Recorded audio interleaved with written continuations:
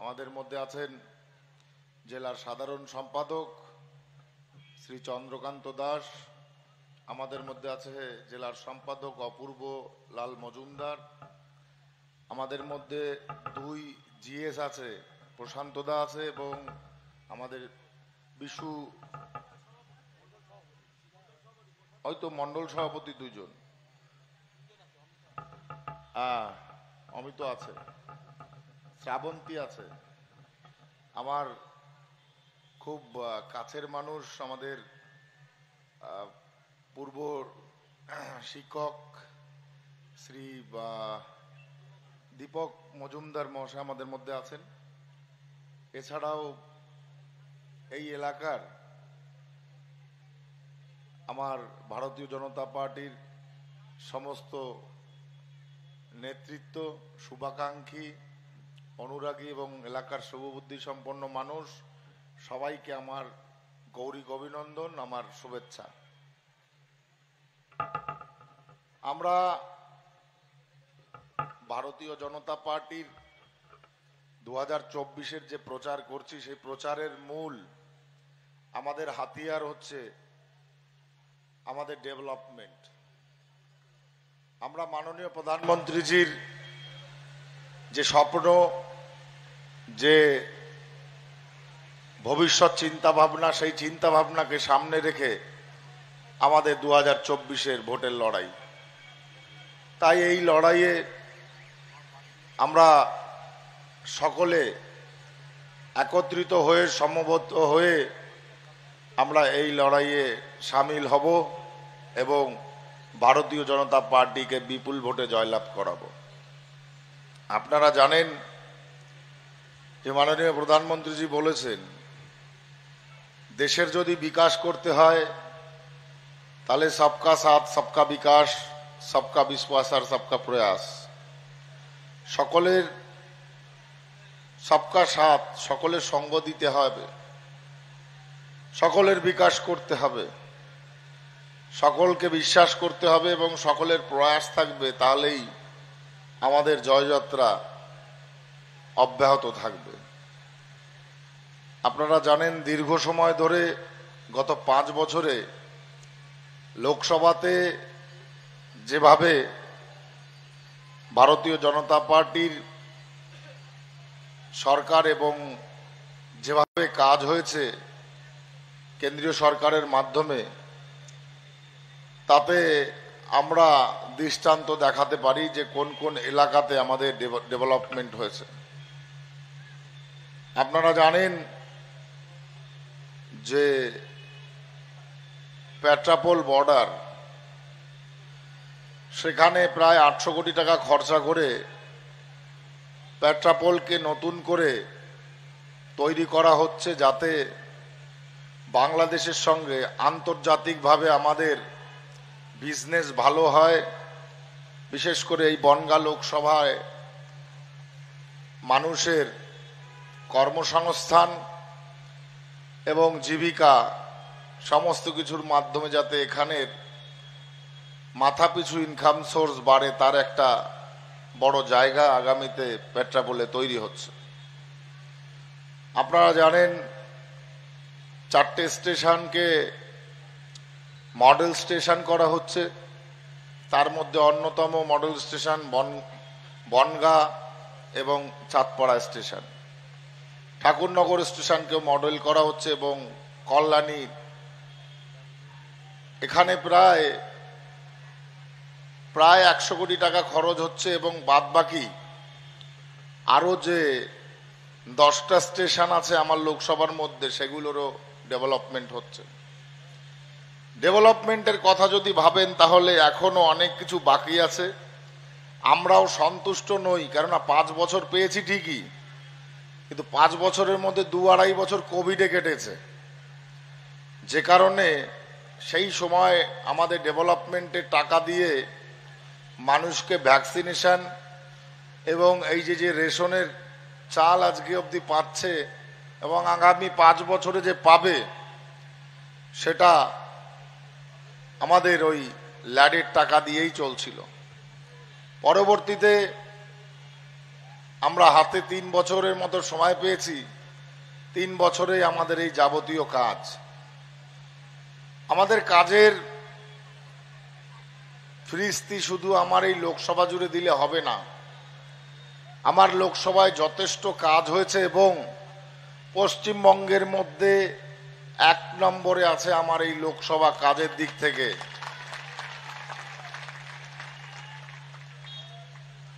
কিন্তু সমগ্র পশ্চিমবঙ্গ যদি দেখি তাহলে আমরা দেখব যে কেন্দ্র সরকারের প্রজেক্টকে বিকৃত করে এই রাজ্যের সরকার সেগুলো সাধারণ মানুষকে না দিয়ে নিজেদের টিএমসির ক্যাডার এবং টিএমসি সাপোর্টারদের দিয়ে আজকে সমস্ত স্কিমগুলোকে সাপোর্টেজ করেছে, যে কারণে কেন্দ্র সরকার স্কিমগুলো বন্ধ করে দিতে বাধ্য হয়েছে। কেন্দ্র সরকার কিন্তু স্কিমগুলো একদম সব সময় চিরদিনের জন্য বন্ধ করেনি, বন্ধ করেছে দুর্নীতিকে। দুর্নীতিকে বন্ধ করেছে এই কারণে যে 100 দিনের টাকার তসরুপ, প্রধানমন্ত্রী আবাস যোজনার তসরুপ হওয়া এবং অন্যান্য বিভিন্ন স্কিমগুলো তারা যেভাবে অনিয়ম তৈরি করেছে, যেভাবে অনিয়মিতভাবে বিস্তার করিয়েছে, সেটাতে আমাদের সাধারণ মানুষরা ডিপ্রাইভ হয়েছে এবং তার থেকে সাধারণ মানুষরা বঞ্চিত হয়েছে। বিদায় আজকে সেটাকে ঠিক করার জন্যে, সঠিকভাবে মানুষের কাছে ইমপ্লিমেন্ট করানোর জন্যে এই স্কিম বন্ধ হয়ে আছে। একে তো এরা ব্র্যান্ড নেম চেঞ্জ করেছে, প্রধানমন্ত্রী আবাস যোজনার নাম পরিবর্তন করে বাংলার আবাস যোজনা। এটা যুক্তরাষ্ট্রীয় কাঠামো এবং সংবিধানকে বিকৃত করা। বিকৃত যখন সংবিধানকে এরা করছে তখন সেন্ট্রাল গভর্নমেন্টেরও রাইট আছে যে স্কিমকে বন্ধ করে দেওয়া। তবে আমরা প্রতিশ্রুতি দিচ্ছি এবং মাননীয় প্রধানমন্ত্রীজির গ্যারান্টি যে আগামীতে প্রধানমন্ত্রী আবাস যোজনা এবং এই যে মনরেগা অর্থাৎ 100 দিনের যে কাজ, এই কাজের টাকা যাতে মানুষ সরাসরি পায়, তাই আগামী দিনে সেন্ট্রাল গভর্নমেন্টে লোয়ার কক্ষ এবং উচ্চ কক্ষ অর্থাৎ লোকসভা এবং রাজ্যসভাতে পাশ করিয়ে সরাসরি মানুষের, যারা গরিব মানুষ কাজ করেছে, তাদের খাতাতে এই টাকা ঢোকানোর ব্যবস্থা সরকার করবে, যাতে এই রাজ্যের এই চোরগুলো, পঞ্চায়েতের চোর, সবকটাই চোরদেরকে যাতে অ্যাভয়েড করে সাধারণ মানুষকে সহযোগিতা করা যায় তার ব্যবস্থা করবে। রাজ্যে একদম টপ টু বটম দুর্বৃত্তদের পুরো দাপটে চলছে। এই দুর্বৃত্তদের দাপট বন্ধ করতে গেলে 2024-এ 30টির উপরে আসন নিয়ে আগামী 25-এর মধ্যে ওদের লোকসভা, ওদের বিধানসভা, এই বিধানসভাকে ভেঙে দিতে হবে। এটাই হচ্ছে আমাদের টার্গেট। তখন এলাকার এই দাদারা, এলাকার এই যত মস্তান আছে, একটাকে খুঁজে পাবেন না। সিপিএম এর গুলোকে খুঁজে পান, সবকটা দেখবেন গিয়ে ঢুকেছে টিএমসির দলে। মানে সিপিএম কে তো আমরা চোর হিসেবে তাড়িয়েছি, এখন এই চোর তাড়িয়ে ডাকাত নিয়ে এসেছি আমরা অজান্তে। এখন এই ডাকাত ভাগাতে গিয়ে আমাদের কিন্তু একদম দুর্বিষহ অবস্থান হয়ে দাঁড়াচ্ছে। কিন্তু ডাকাতদেরও আমরা তাড়াতে পারবো এবারে যদি আমরা 30টা সিট পশ্চিমবঙ্গ থেকে জিতি। আগামী 25-এর মধ্যে ওদের সরকার পড়ে যাবে, এটা মাননীয় প্রধানমন্ত্রী গ্যারান্টি। কেউ বাঁচাতে পারবে না। রিসেন্টলি আপনারা দেখেছেন যে সিএ নিয়ে মুখ্যমন্ত্রী এবং তার ভাইপো মুখ খুলেছেন।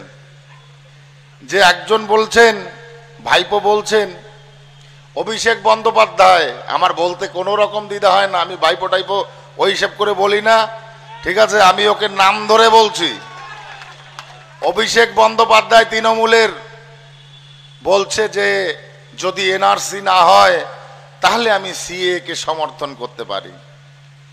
আর তার পিসিমণি অর্থাৎ মমতা বন্দ্যোপাধ্যায় সে বলছেন যে নিঃশর্ত নাগরিকত্ব দিলে আমি সঙ্গে আছি, আরেকবার সাদিলে খাইতে আসিব, এই রকম অবস্থা হয়েছে। সিএ নিয়ে মুখ থুবড়ে পড়েছে বাংলায় টিএমসি।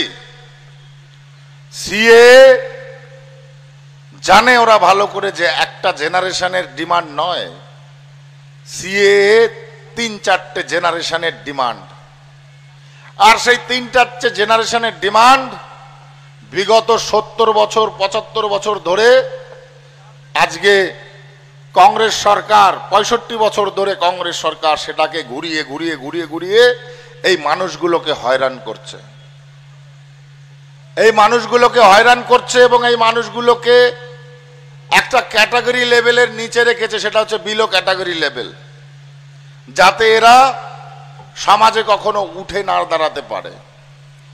প্রথমে 4 থেকে 5 বছর কংগ্রেস এটা শুরু করেছে, তার দেখা দেখি বামফ্রন্ট সরকার 34 বছর এদের সঙ্গে এই ব্যবহার করেছে এবং পরবর্তীতে এই 12 থেকে 13 বছর এই তাদের দেখা দেখি আবার এই টিএমসি গভর্নমেন্ট করছে। এটাতে সম্পূর্ণভাবে দায়ী সেন্ট্রালে কংগ্রেস গভর্নমেন্ট, কেননা কংগ্রেস গভর্নমেন্ট ইন্দিরা গান্ধীর আমলে এদেরকে সিটিজেনশিপ দেওয়া হয়নি, জওহরলাল নেহেরুর আমলে এদেরকে সিটিজেনশিপ দেওয়া হয়নি। সিটিজেনশিপ দেওয়াটা বাধ্যতামূলক এই কারণে, ভারতবর্ষ যদি প্রগতিশীল হতে হয় তাহলে ভারতবর্ষের সবার আগে সিটিজেনশিপ সিকিওর করা জরুরি। ভারতবর্ষে কেন একটা মানুষ অবৈধভাবে বাস করবে? ভারতবর্ষে কেন একটা মানুষ বেনাগরিক হয়ে থাকবে? তাহলে সেই সরকার ততটা তৎপর নয়, সেই সরকার এতদিন ঘুমিয়েছিল, সেই সরকার শুধু পরিবারতন্ত্রকে দেখেছিল, সেই সরকার নিজের সত্তা হাসিল করবার জন্য এতদিন রাজনীতি করেছিল। তাই দেশের বিভিন্ন প্রান্তে বিভিন্ন অভ্যন্তরীণ যে সমস্যাগুলো সেগুলো এতদিন মেটেনি। তার জলজান্ত উদাহরণ হচ্ছে কাশ্মীরের 370 ধারা। 370 ধারা অবলুপ্ত হওয়াতে দেশের অভূতপূর্ব বিকাশ হচ্ছে, কারণ সন্ত্রাসবাদ, উগ্রপন্থীদের হামলা, আমরা দেশে সকলে বিচলিত হয়ে পড়েছিলাম একটা টাইমে কংগ্রেসের জামানাতে।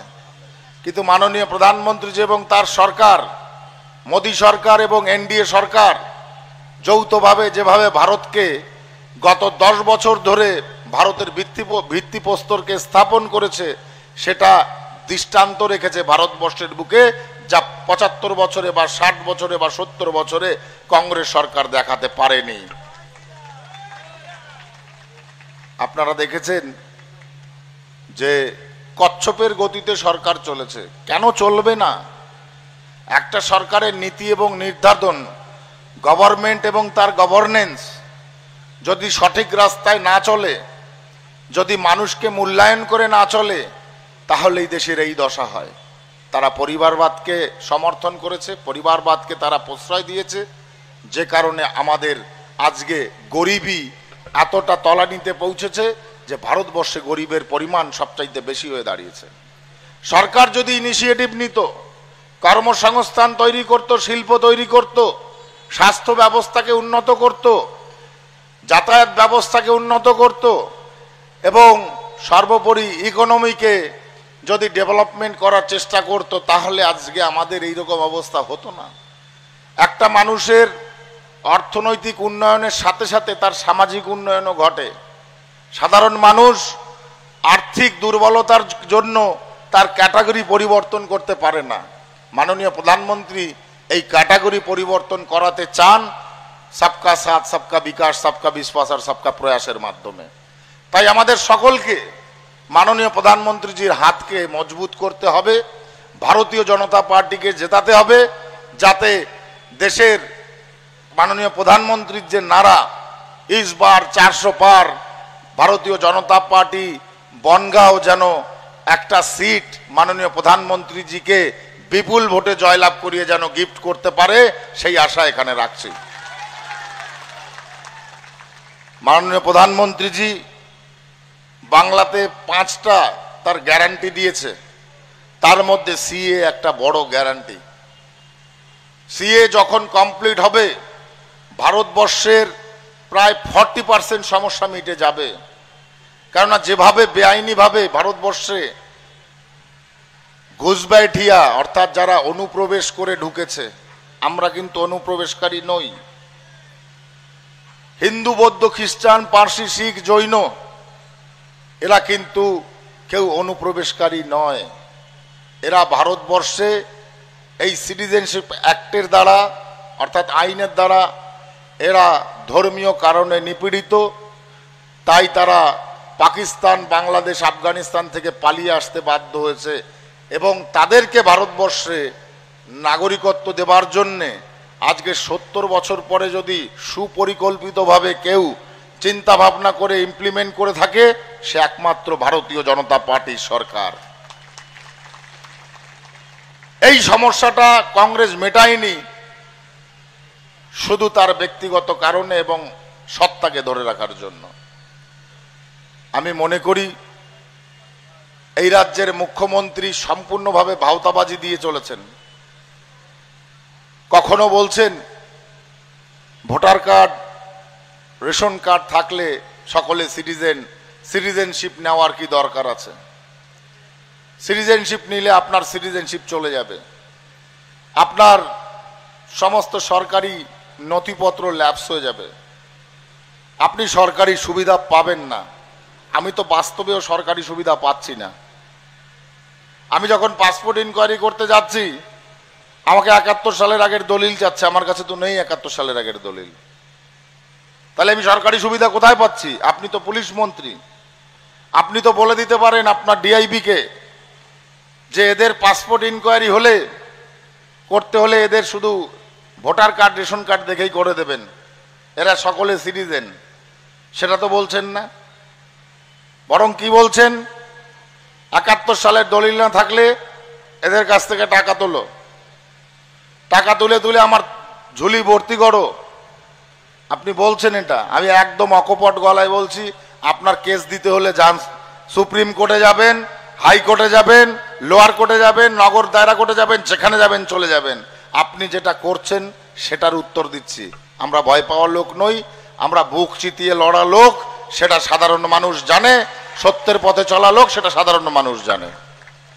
অতএব যেটা মিথ্যাচার হচ্ছে, দোহরা নীতি হচ্ছে, দুটো নীতিতে চলছেন, এই নীতি আপনাকে বন্ধ করতে হবে।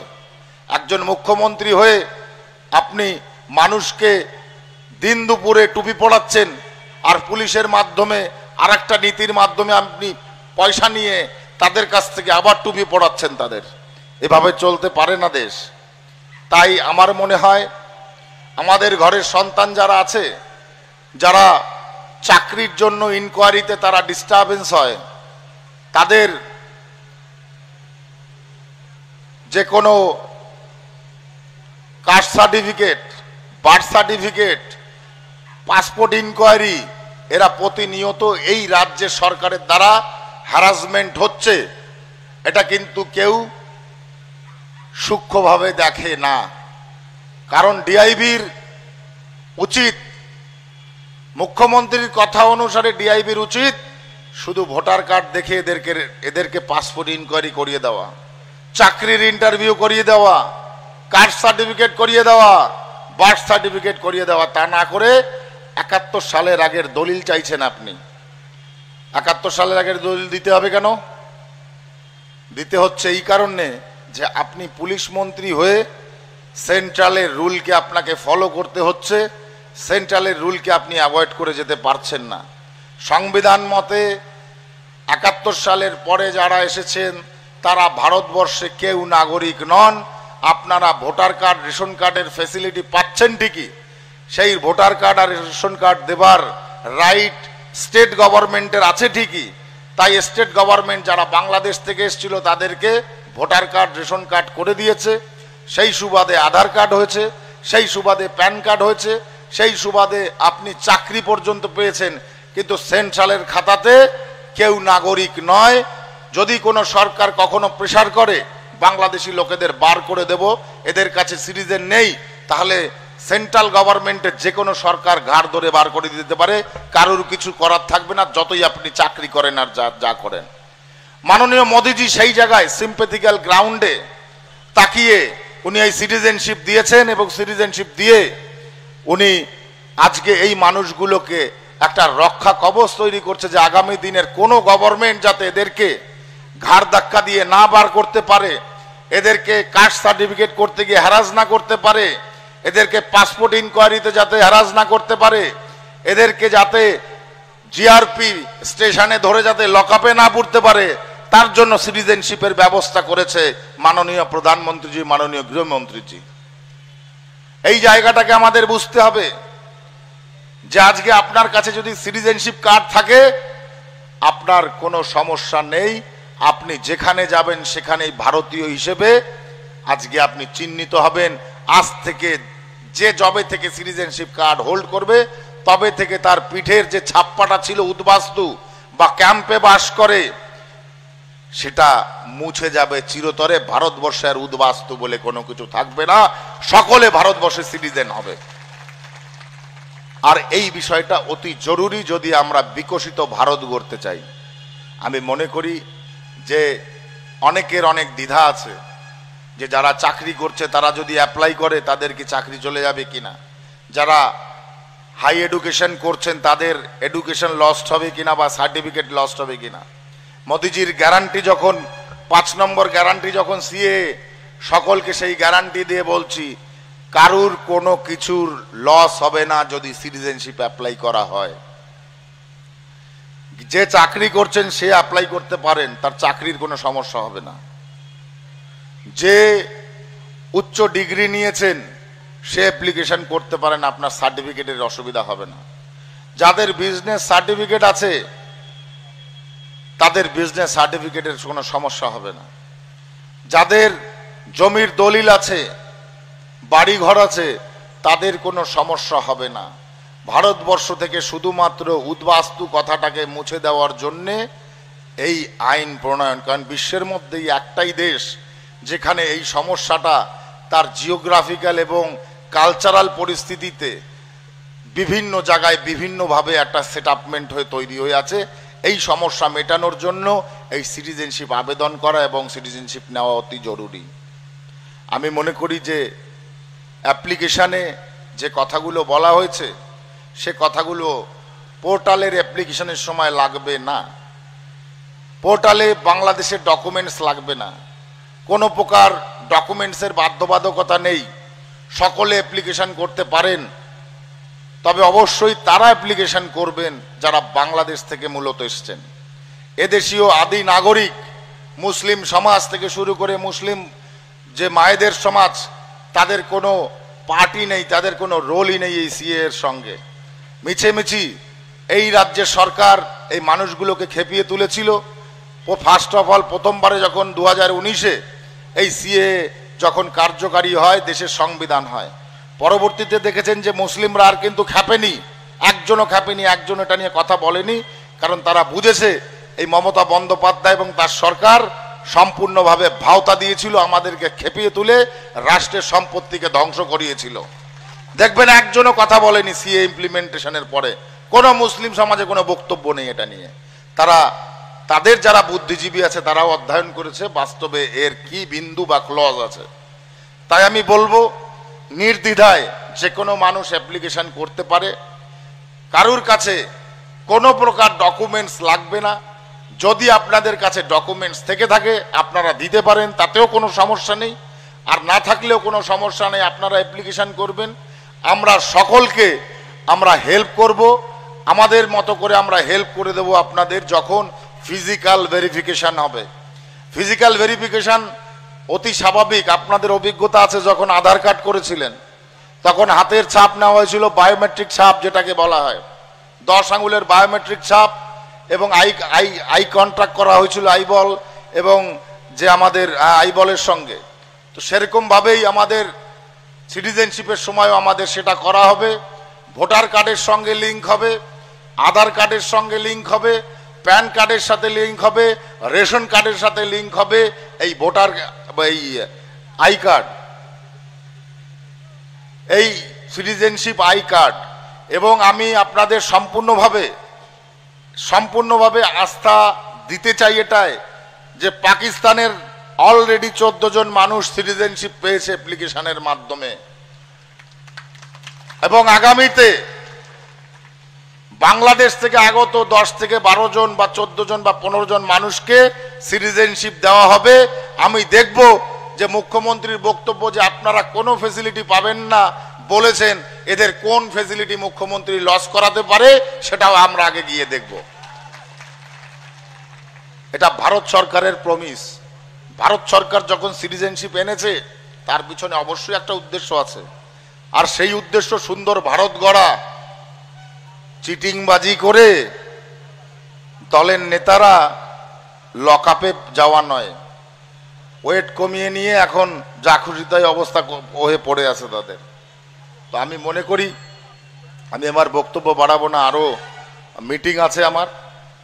আপনারা আগামী 20 তারিখে পদ্মফুল চিহ্নে 4 নম্বর বোতাম টিপে ভোট দিয়ে বিপুল ভোটে জয়যুক্ত করবেন। সকাল সকাল ভোট দিতে যাবেন। আপনারা মাননীয় প্রধানমন্ত্রী এবং ভারতীয় জনতা পার্টির হাতকে শক্ত করছেন।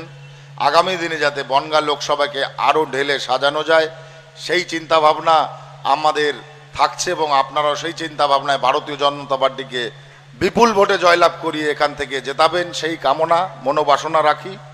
সকলকে আমার নমস্কার, আমার ভালোবাসা প্রীতি জানিয়ে আমার বক্তব্য শেষ করলাম। জয় হিন্দ।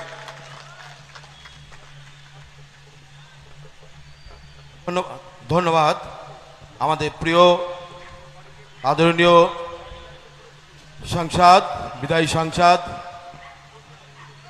আবার নির্বাচিত হবে মানুষের। আপনারা উঠবেন। আমাদের প্রিয় আমাদের রাজ্য সভাপতি আর কিছু সময়ের মধ্যেই আমাদের এই সভায় উপস্থিত হবেন। আর কিছু সময়ের মধ্যেই আমাদের রাজ্য সভাপতি উপস্থিত হবেন।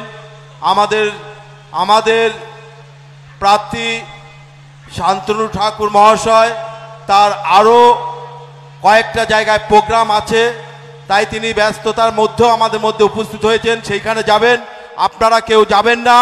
আমাদের প্রিয় সাংসদ, আমাদের প্রিয় রাজ্য সভাপতি তিনি আর কিছু সময়ের মধ্যেই উপস্থিত হবেন। গাইঘাটায় চলে এসছেন। আর কিছু সময়ের মধ্যেই আমাদের মধ্যে উপস্থিত হবেন। আপনারা কেউ যাবেন না। ভলেন্টিয়ার যারা আছেন তাদের বলছি, আপনারা মায়েদের বসার ব্যবস্থা যেখানে আছে সেখানে বসার ব্যবস্থা ঠিকমতো করে দিন, যাতে তাদের অসুবিধা না হয়। ভলেন্টিয়ার যারা আছেন তাদের উদ্দেশ্যে বলছি, আমাদের রাজ্য সভাপতি মাননীয় ডক্টর সুকান্ত মজুমদার আমাদের গাইঘাটায় চলে এসছেন। আর কিছু সময়ের মধ্যেই তিনি আমাদের মধ্যে উপস্থিত হবেন। এবার বক্তব্য রাখবেন আমাদের প্রিয় বনগাঁ লোকসভার কনভেনার এবং ভূমিপুত্র সম্মানীয় চন্দ্রকান্ত দাস মহাশয়। নমস্কার সকলকে, শুভ সন্ধ্যা। আর অল্প কিছুক্ষণের মধ্যেই আমার এই বক্তব্য চলার মধ্যেই আমরা যার জন্য অধীর আগ্রহে অপেক্ষা করছিলাম, সাংসদ রত্ন, বাংলার গর্ব, অত্যন্ত শিক্ষিত বিদ্বজন ব্যক্তি, আমাদের প্রিয় রাজ্য সভাপতি সম্মানীয় শ্রী সুকান্ত মজুমদার মহাশয় আমাদের এই মঞ্চে উপস্থিত হবেন। আর আমাদের মধ্যে উপস্থিত ছিলেন এই সময়ে আমার আগে বক্তব্য রাখলেন আমাদের যাকে নিয়ে এই লোকসভায় লড়াই, আমাদের সাংসদ, আমাদের গর্ব সম্মানীয় শ্রী শান্তনু ঠাকুর মহাশয় উপস্থিত আছেন আমাদের মধ্যে। আমাদের জেলার সভাপতি সম্মানীয় শ্রী দেবদাস মণ্ডল মহাশয় উপস্থিত আছেন। আমাদের জেলা কমিটির সম্পাদক শ্রী অপূর্বলাল মজুমদার, সম্পাদিকা শ্রাবন্তী দেবনাথ আছেন। আমার অত্যন্ত প্রিয় মানুষ, শ্রদ্ধার মানুষ, প্রাক্তন শিক্ষক সম্মানীয় শ্রী দীপক মজুমদার মহাশয় আমাদের মধ্যে উপস্থিত রয়েছেন। আমাদের এই মণ্ডলের সভাপতি শ্রী প্রশান্ত কুমার রায় উপস্থিত আছেন আমাদের পার্শ্ববর্তী মণ্ডলের সভাপতি শ্রী বিশ্বজিৎ ঘোষ মহাশয় সহ অন্যান্য নেতৃবৃন্দ, সর্বোপরি এই চাঁদপাড়া বৃহত্তর চাঁদপাড়ার সর্বস্তরের শুভবুদ্ধি সম্পন্ন নাগরিকবৃন্দকে জানাই জাতীয়তাবাদী গৈরিক অভিনন্দন এবং শুভ সন্ধ্যা।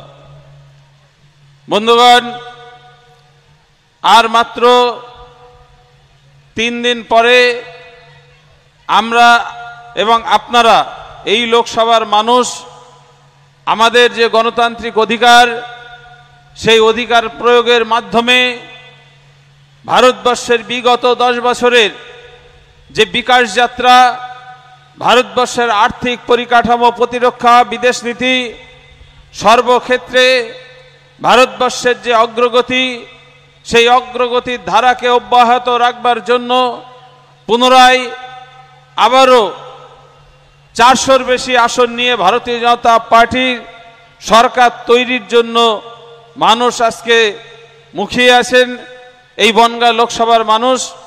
এবং ইতিমধ্যে 4 দফাতে যে 380 আসনে নির্বাচন সম্পন্ন হয়েছে, তার মধ্যে 270 আসনে জয় ভারতীয় জনতা পার্টি নিশ্চিত করে ফেলেছে।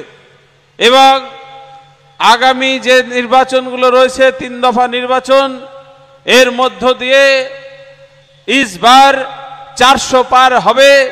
এই কথা আমরা বলছি না, এ কথা বলছে ভারতবর্ষের 8 থেকে 80।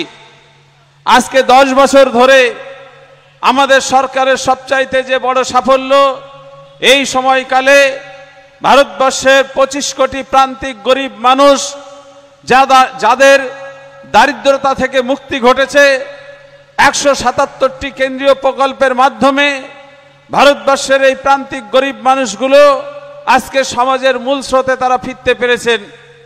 এই সময়কালে আমাদের সরকারের যে সবচাইতে উপযোগী যে সমস্ত প্রকল্পগুলো, তার মধ্যে অন্যতম যে এই সময়কালে প্রায় 12.5 কোটি পরিবারকে, গরিব পরিবার, তাদের বাড়িতে বিনামূল্যে শৌচাগার দিতে পেরেছে আমাদের সরকার। এই সময়কালে 13.5 কোটি মায়েদেরকে প্রধানমন্ত্রী উজ্জ্বলা যোজনার গ্যাসের কানেকশন বিনামূল্যে দিতে পেরেছে আমাদের সরকার। এই সময়কালে 3.5 কোটি গরিব পরিবারের মাথার উপরে প্রধানমন্ত্রী আবাস যোজনার আওতায় তাদের মাথার উপরে ছাদ নির্মাণ করে দিয়েছে আমাদের সরকার। এবং শুধু তাই নয়, 81 কোটি পরিবার, 81 কোটি মানুষ তারা পাচ্ছেন প্রধানমন্ত্রী গরিব কল্যাণ অন্ন যোজনার আওতায় বিনামূল্যে রেশন। সাথে সাথে প্রধানমন্ত্রী মাতৃবন্দনা যোজনার আওতায় প্রসূতি মায়েরা এবং তার সদ্যজাত শিশু, তাদের পুষ্টির যাতে অভাব না হয়, আর সে কারণের জন্য এককালীন 6000 করে টাকা প্রধানমন্ত্রী মাতৃবন্দনা যোজনার আওতায় সেই সমস্ত মায়েদের অ্যাকাউন্টে সরাসরি ট্রান্সফার করছে আমাদের সরকার। এই সময়কালে 12 কোটি কৃষকের অ্যাকাউন্টে বছরে 6000 করে টাকা প্রধানমন্ত্রী কিষাণ সম্মান নিধির মাধ্যমে দিচ্ছে আমাদের সরকার। এবং প্রধানমন্ত্রী কৃষক সমৃদ্ধি যোজনার আওতায় কৃষকদেরকে কম দামে সার, অর্থাৎ 10 বছর আগে আপনারা যে দামে সার কিনতেন, আজকেও প্রায় সেই একই দামে সার সরবরাহ করছে আমার সরকার। এবং সবচাইতে এই সময়কালে আরো বড় সাফল্য আমাদের সরকারের, 10 বছর আগে আপনি এই চাঁদপাড়া বাজারে 1 কেজি চিনি কিনতেন 42 থেকে 45 টাকায়। আজকের দিনেও 10 বছর আমাদের সরকার চলবার পরে 42 থেকে 44 টাকা কেজি দরে আপনি চিনি পাচ্ছেন। সর্ষের তেল 10 বছর আগে প্রতি কেজি 150 টাকাতে পেতেন, আজকে আমাদের সরকার 10 বছর ক্ষমতায় থাকবার পরে 120 টাকা কেজি দরে সর্ষের তেল আপনি পাচ্ছেন চাঁদপাড়া বাজারে। আমার সরকারের বড় সাফল্য, 10 বছর ধরে দ্রব্যমূল্য বৃদ্ধি একদম একেবারে নেই বললেই চলে। নিত্য প্রয়োজনীয় দ্রব্যের মূল্য একটা স্থিতিশীল জায়গায় রয়েছে। সাথে সাথে এই সময়কালে প্রধানমন্ত্রী মুদ্রা যোজনার আওতায় স্টার্ট আপ ইন্ডিয়ার মাধ্যমে ভারতবর্ষে যে এমএসএমই থেকে শুরু করে বিভিন্ন যে উদ্যোগপতি তাদের মাধ্যমে যে বিকাশ ঘটেছে, সেখানে প্রচুর প্রচুর মানুষের কর্মসংস্থান হয়েছে। আজকে প্রতিরক্ষা ক্ষেত্রে এর আগে সরকার, সেই সরকারগুলো বিদেশ থেকে আমার সেনাবাহিনীর জন্য অস্ত্র কিনতো, যেখানে বিদেশি এজেন্টদেরকে কমিশন দিয়ে তবেই আমার দেশে যুদ্ধের অস্ত্র পৌঁছাতো। আর আজকে আমার সরকার মেক ইন ইন্ডিয়ার প্রকল্পের আওতায় বিদেশি বিনিয়োগের মাধ্যমে আমার দেশে বিদেশি প্রযুক্তি এবং দেশি প্রযুক্তির মাধ্যমে সংমিশ্রণে আজকে আমার সেনাবাহিনীর প্রয়োজন মেটাবার পরে গত আর্থিক বছরে 21,000 কোটি টাকার অস্ত্র পৃথিবীর 23টি দেশে রপ্তানি করেছে। সাথে সাথে করোনা কালে যে কোভিড-19 যার উৎপত্তি স্থল চীন, যারা নাকি আমাদের থেকে বিজ্ঞান প্রযুক্তিতে এগিয়ে, আর France, Britain, Russia, Germany, Japan আজকে সবাইকে অবাক করে দিয়ে মাত্র 1 বছরের মধ্যে ভারতবর্ষের বিজ্ঞানীরা জোড়া ভ্যাকসিন আবিষ্কার করে সারা বিশ্বকে বার্তা দিয়ে দিল যে ভারতবর্ষ আজকে বিজ্ঞান প্রযুক্তি গবেষণা ক্ষেত্রে বিশ্বের অন্যান্য দেশকে পিছনে ফেলে এগিয়ে চলেছে এবং সেই সাফল্যের অগ্রগতি বহাল থেকেছে। চন্দ্রযান-2 একদম চীন এবং আমেরিকা তারা যে খরচে এই যে চন্দ্রযান অভিযান করেছিল আর চাঁদের অভিযান করেছিল, তার 1/4 খরচ দিয়ে ব্যয় করে সফল উৎক্ষেপণ করতে পেরেছে চন্দ্রযান-2 আমার ভারতবর্ষের ইসরোর বিজ্ঞানীরা। এটাই আজকের বদলে যাওয়া ভারতবর্ষ, নরেন্দ্র মোদীজির নেতৃত্বে বদলে যাওয়া ভারতবর্ষ। তাই দেশের সম্মান সব দিক দিয়ে বেড়েছে। তাই তো আজকে আমার দেশের প্রধানমন্ত্রী যখন বিদেশে সফরে যাচ্ছেন, বিদেশের রাষ্ট্রপ্রধানরা আজকে এসে তাকে, কেউ বা পাপুয়া নিউগিনির রাষ্ট্রপ্রধান, তিনি তো এসে গড় হয়ে ষষ্ঠাঙ্গে প্রণাম করে দিলেন আমাদের দেশের প্রধানমন্ত্রীকে। তার একটাই কারণ যে আজকে ভারতবর্ষের প্রধানমন্ত্রী বিশ্বের 76% মানুষ তারা নরেন্দ্র মোদীজিকে তাদের নেতা হিসাবে পছন্দ করছেন এবং বিশ্বের 1 নম্বর রাষ্ট্রনেতা এই মুহূর্তে আমার আপনার গর্ব নরেন্দ্র মোদীজি। পাশাপাশি যদি আমরা দেখি যে এই সময়কালে আমি গতকাল শুনছিলাম তৃণমূলের একটা পথসভা হচ্ছিল, সেখানে লক্ষ্মীর ভান্ডার নিয়ে বলছিল যে লক্ষ্মীর ভান্ডারে 500 টাকা বাড়িয়ে দেওয়ার ফলে তার ফলে নাকি মায়েরা নাকি নিজেদের মতো করে খরচা টচ্চা করতে পারছে। প্রশ্ন করতে চাই তৃণমূলের বন্ধুদেরকে, আপনাদেরকে জানাতে চাই যে চুপি সাড়ে ইলেকট্রিক বিল যে আরপিজি গোষ্ঠীর কর্ণধার সঞ্জীব গোয়েঙ্কা ওই তৃণমূলের অ্যাকাউন্টে সবচাইতে বেশি পরিমাণে চাঁদা দিয়েছেন। আজকে তার পকেট ভরাবার জন্য আমার আপনার পকেট কাটছে এই সরকারের সৌজন্যে। আজকে সবচাইতে বেশি পরিমাণে বিদ্যুতের বিল এই রাজ্যে। তাই এই মাসে যাদের বিদ্যুতের বিল এসছে মনে রাখবেন ওই লক্ষ্মীর ভান্ডারের যে 500 টাকাটা ওটা আর আপনি খরচ করতে পারবেন না, ওটা আপনাকে ওই ইলেকট্রিক বিলের সঙ্গে মমতা বন্দ্যোপাধ্যায়কে ফেরত পাঠাতে হবে। এটাই করে দিয়েছে মমতা বন্দ্যোপাধ্যায়। সেখানে দাঁড়িয়ে আমার সরকার, বিজেপি পরিচালিত সরকার, বিভিন্ন রাজ্যে মায়েদের জন্য যে প্রকল্প জারি রেখেছে, মধ্যপ্রদেশের লাডলি বেহিন, সেখানে 1,500 টাকা করে সেখানকার মায়েরা পেয়ে থাকেন। আর সেখানে বিদ্যুতের দাম মাত্র 3.5 টাকা প্রতি ইউনিট, আর আমার রাজ্যে 9 টাকা 22 পয়সা প্রতি ইউনিট বিদ্যুৎ আপনাকে কিনতে হবে। আর এরা কন্যাশ্রী নিয়ে ঢাকঢোল পেটাচ্ছে। চলে যান পাশে উত্তরপ্রদেশে, আমার সরকার সেখানে রয়েছে, সেখানে মেয়েদের 18 বছর বয়স হলেই 50,000 করে টাকা তারা এককালীন পাচ্ছেন। এবং তার পাশে মধ্যপ্রদেশ, সেখানকার মেয়েরা 18 বছর বয়স হলে লাডলি লক্ষ্মী প্রকল্পের আওতায় 1 লক্ষ টাকা করে পেয়ে থাকেন। তাই এই রাজ্যের তৃণমূল কংগ্রেস এই দুটো প্রকল্প দিয়ে চুরি করার লাইসেন্স নিতে চাইছে আপনাদের কাছ থেকে। আজকে পকেট ভরেছে কাদের পয়সায়? গরিব মানুষের রেশন চুরি করেছে। গরিব মানুষের রেশন চুরি করে শুধু ক্ষান্ত থাকেনি, ছোট ছোট শিশু যাদের জন্য পিএম পোষণ প্রকল্পের আওতায় যে মিড ডে মিল দেওয়া হয়, সেই মিড ডে মিল থেকে চুরি করেছে। আমরা অবাক হয়ে দেখলাম যে বকটুইতে নারকীয় হত্যাকাণ্ড চালালো বীরভূমের ওই তার আদরের ভাই কেষ্টর নির্দেশে। আজকে সেই বীরভূমের ক্ষতিগ্রস্ত বকটুয়ের ক্ষতিগ্রস্ত পরিবারগুলোকে যে চেক দেওয়া হয়েছিল, সেটাও এই মিড ডে মিল অ্যাকাউন্টের থেকে সেই চেক স্বয়ং মুখ্যমন্ত্রী মমতা বন্দ্যোপাধ্যায় সেখানে ওই ক্ষতিগ্রস্ত পরিবারকে দিয়েছিল। অর্থাৎ শিশুদের খাবার থেকে বঞ্চিত করে তাদের টাকা অন্য খাতে ব্যয় করা হয়েছে। আজকে শুধুমাত্র শিশু এবং গরিবের খাবার এরা চুরি করেনি, আজকে যোগ্যতা সম্পন্ন বেকার যুবক যারা আজকে চাকরি করে নিজের বাঁচার রসদটা খুঁজতেন, নিজে সংসার করতে পারতেন, আজকে সেই সমস্ত মেধাবী যোগ্যতা সম্পন্ন ছেলেমেয়েরা বসে আছে কলকাতার রাজপথে। আর চাকরি করছে কারা?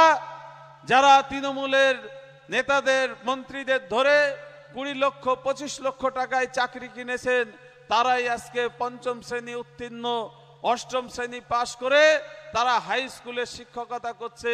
এই ব্যবস্থা করেছে মমতা বন্দ্যোপাধ্যায় এই রাজ্যে। এবং আমরা তাকে চোর বলিনি, ভারতীয় জনতা পার্টি মমতা বন্দ্যোপাধ্যায়কে চোর বলেনি, কিন্তু তিনি নিজেকে প্রমাণ করে দিয়েছেন যে সমস্ত চুরির টাকা তার এবং তার পরিবারের কাছে পৌঁছেছে। আর সে কারণের জন্য প্রত্যেকটা চোরদের পাশে মমতা বন্দ্যোপাধ্যায় দাঁড়িয়ে সমর্থন করছেন খোলা মঞ্চে দাঁড়িয়ে। এবং আমার আপনার করের টাকা এই কপিল সিব্বল, অভিষেক মনু সিংভি এদেরকে দিয়ে সেই চোরেদেরকে জেল থেকে জামিন করাবার জন্য আজকে ব্যয় করছে।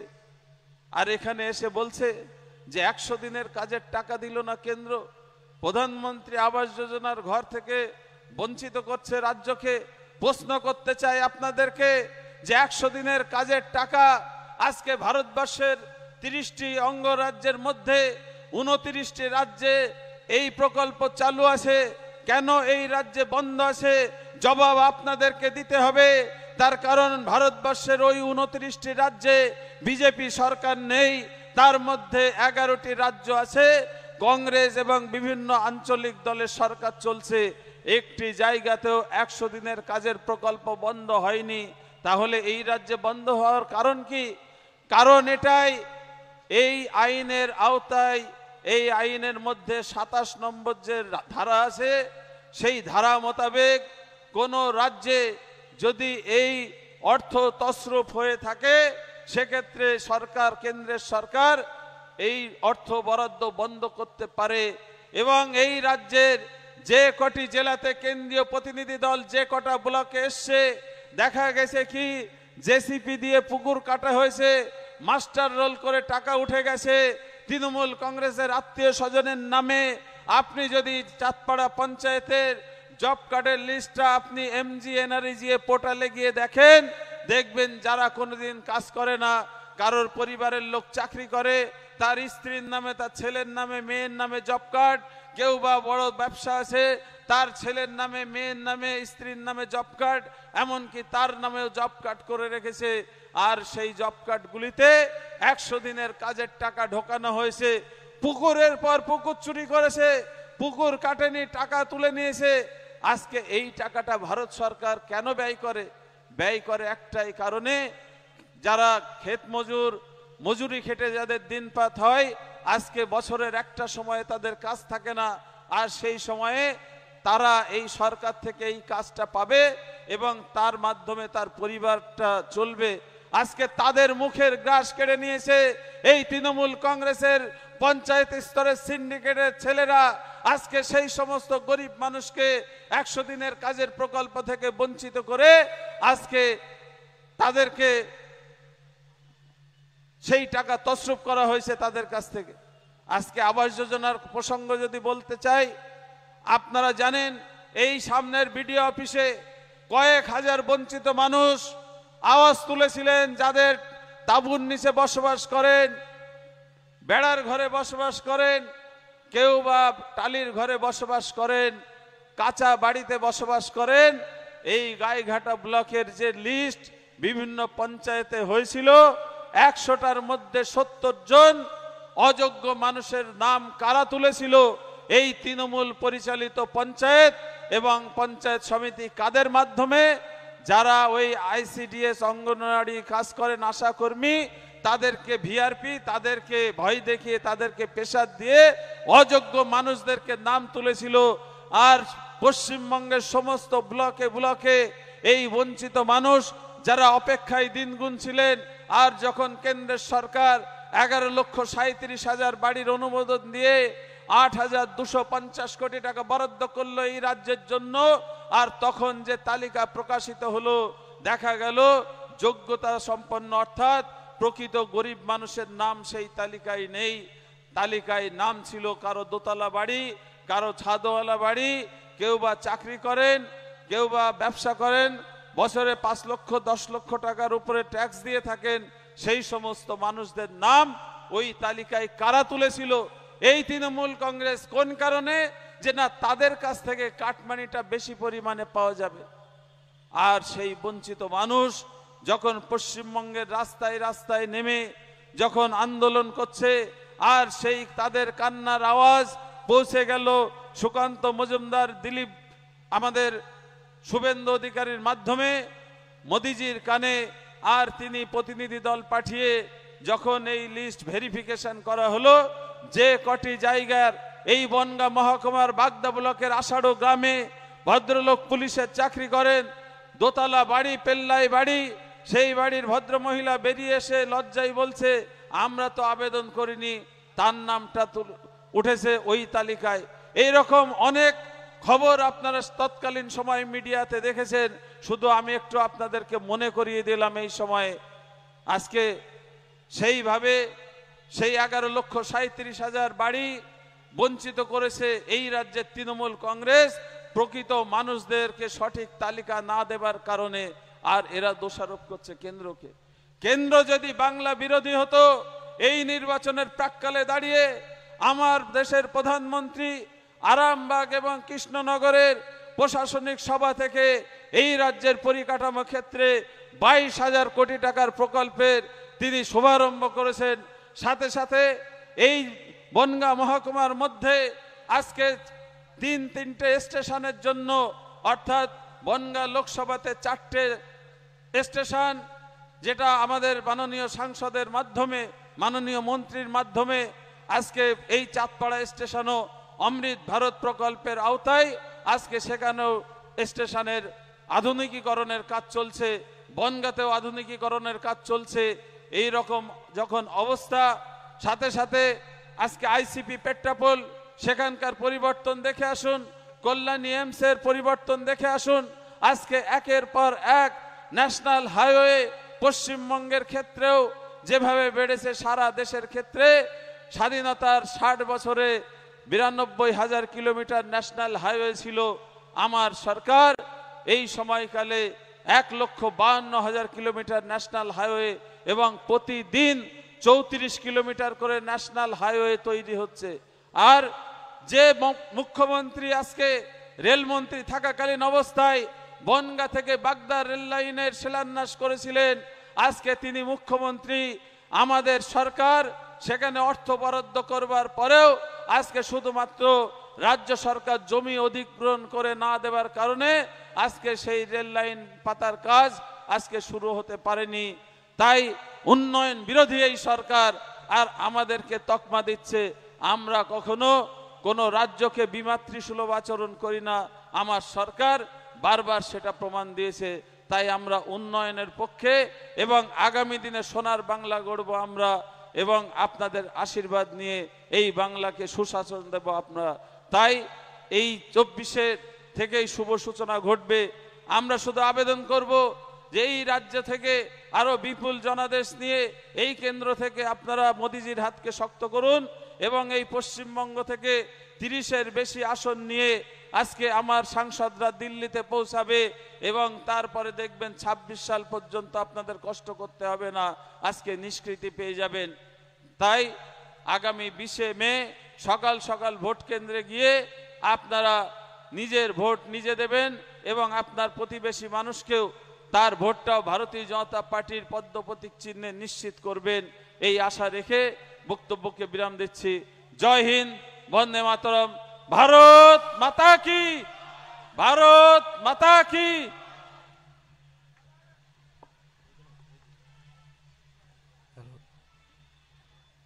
এবার আপনাদের সামনে বক্তব্য রাখবেন বনগাঁ সাংগঠনিক জেলার সভাপতি সম্মানীয় দেবদাস মণ্ডল মহাশয়।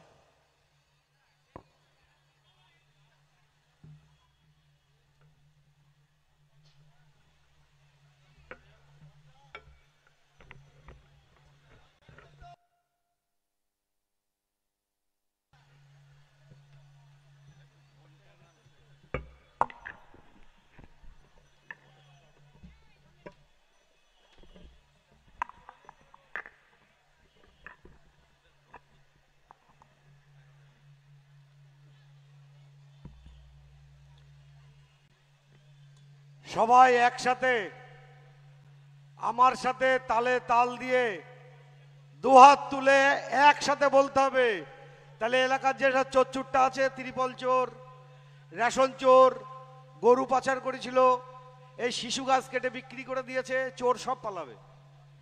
হবে তো? ভারত মাতা কি। আরো জোরে, আরো জোরে। আশেপাশে অনেক রেজগি চোর আছে তৃণমূলের। ভারত মাতা কি, ভারত মাতা কি। জয় শ্রীরাম, জয় শ্রীরাম, জয় জয় শ্রীরাম। আপনারা অনেকক্ষণ ধরে বসে আছেন। রাজ্য সভাপতি ব্যারাকপুর থেকে একটা রোড শো করে উনি ফিরছেন, 10 মিনিটের মধ্যে আশা করি ঢুকে যাবে, 5 থেকে 10 মিনিটের মধ্যে ঢুকে যাবে। কারণ আমরা ভারতীয় জনতা পার্টির কর্মী, সৈনিক, মোদিজির পরিবারের সদস্য আমরা। অতএব রাতের পর রাত বসে থাকবো আমরা, কারণ আমাদের নেতা আসছে, তাই তো? আগামী 20 তারিখে আমাদের নির্বাচন। সেই নির্বাচনে, যে নির্বাচন, এটা দেশের সাধারণ নির্বাচন। দেশ কার হাতে সুরক্ষিত থাকবে? কারণ আমরা সকলেই জানি, দেশের 140 কোটি মানুষ আমরা সকলেই জানি, দেশ মোদিজির হাতে সুরক্ষিত থাকবে। তাই আবার মোদিজি, আর ইসবার 400 পার। আগামী 20 তারিখে বনগাঁ লোকসভার নির্বাচন। ভারতীয় জনতা পার্টির প্রার্থী,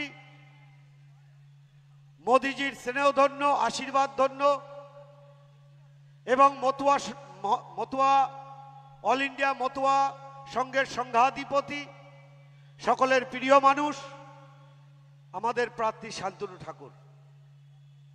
10 মিনিট আগে উনি গেলেন, আরো অনেক 4টে প্রোগ্রাম আছে তার জন্য। মঞ্চে উপবিষ্ট আছেন, নাম বলতে গেলে অনেক সময় লাগবে, 4 জন এই বনগাঁ দক্ষিণ বিধানসভার 4 জন মণ্ডল সভাপতি আছেন। জেলার নির্বাচনী কনভেনার এবং সাধারণ সম্পাদক আছেন ভাই চন্দ্রকান্ত দাস। জেলার সেক্রেটারি আছেন 2 জন, শ্রাবন্তী এবং অপূর্বদা। ফুলসড়া পঞ্চায়েতের প্রধান টুসি আছে, দীপক কাকু আছে, বিরোধী দলনেত্রী আছে, সহ মঞ্চে সম্মানীয় ভারতীয় জনতা পার্টির কর্মী এবং আপনারা যারা সামনে বসে আছেন, ভারতীয় জনতা পার্টির সৈনিক এবং সাংবাদিক বন্ধু, সকলকে জেলার পক্ষ থেকে গৈরিক অভিনন্দন এবং শুভেচ্ছা জানাই। সময় অল্প, 5-10 মিনিটের মধ্যে চলে আসবেন সুকান্ত দা। তাই 2-1টি কথা বলবো এই চোরেদের বিরুদ্ধে। চোর তাড়াবেন তো? একসাথে জোরে বলতে হবে, এমন জোরে বলবেন এখান থেকে অটোমেটিকলি পদ্মফুলে ভোট পড়বে। চোর তাড়াবেন তো? চোর তাড়াবেন তো? কোন চোর? তৃণমূল চোর। কোন চোর? পঞ্চায়েতের ত্রিপল চুরি করেছে তৃণমূল, সেই চোর। গরিব মানুষের ত্রিপল। আমফানের সময় ভারতবর্ষের প্রধানমন্ত্রী মোদিজি তিনি ত্রিপল দিয়েছেন যাদের ঘর উড়ে গেছে, যাদের বাড়ির ছাদটুকু নেই, তাদেরকে ত্রিপল দিয়েছে। ত্রিপল পেয়েছে কে? তৃণমূলের এই চোরচুট্টাগুলো, তাই তো? এদের বিরুদ্ধে ভোট দিতে হবে। আপনার সন্তানের চাকরিটা চুরি হয়ে গেছে, চাকরি চুরি করেছে কে? তৃণমূল। তাই তৃণমূলের বিরুদ্ধে ভোট দিতে হবে। আপনার প্রধানমন্ত্রীর আবাস যোজনার ঘর নিয়েছে কে? এই তৃণমূল। এদের বিরুদ্ধে ভোট দিতে হবে। আর যে প্রার্থী চেনেন তো তৃণমূলের? জানেন? চেনেন? ওই দেখেন সামনে একটা চোরের পোস্টার রয়েছে, সামনে চোরের পোস্টার রয়েছে। দেখছিলাম একটা পোস্টার রয়েছে, করুণ অবস্থা। পোস্টারের মধ্যে দিয়েও ফুটে আসছে যে ও হারছে, নিশ্চিন্তে হারছে, কোনো সন্দেহ নেই, কোনো কিন্তু নেই, কোনো পরন্তু নেই। বিশ্বজিৎ দাস হারছে 2,22,000-এর উপরে ভোটে। বনগাঁ লোকসভার মানুষ হারাবে, কারণ বনগাঁ লোকসভার এই পবিত্র মাটিতে কোনো চোরের স্থান নেই, কোনো চোরের স্থান নেই। পঞ্চায়েত বিক্রি করেছে কে? বিশ্বজিৎ দাস। বিশ্বজিৎ দাসকে বিজেপির টিকিটে দাঁড়িয়ে জিতেছে, বিজেপির বিধায়ক ছিল, তৃণমূলের সভাপতি। কদিন আগে বারুণীর মেলা হয়েছে, দেখেছেন? হাজারে হাজারে লক্ষ লক্ষ মানুষ নকল মতুয়া সেজে স্নান করতে গেছিল কামনা সাগরে। আচারের মালা গলায়, স্যান্ডো গেঞ্জি না, হাফাতা গেঞ্জি ছিল, গামছা পরে কামনা সাগরে ডুব দিতে গেছে। কামনা সাগরে ডুব দিচ্ছে, ডুব দিয়ে যেই মাথা তুলছে, সেই ভক্তরা বলছে চোর চোর চোর। মানুষ সাধারণত গঙ্গায় 3 ডুব দেয়, তাই না? 3 না 7, 2টো ডুবের বেশি আর দিতে পারেনি। এত চোর শব্দ শুনেছে, উঠে চলে এসছে। বিকালবেলা গেছে হুজুর সেজে টুপি মাথায় দিয়ে মসজিদে ইফতার পার্টি করতে। তাই বাগদার মানুষ বলছে সকালে মতুয়া আর বিকালে হুজুর, সকালে মতুয়া বিকালে হুজুর। ভোট দেবেন নাকি? ভোট দেবেন?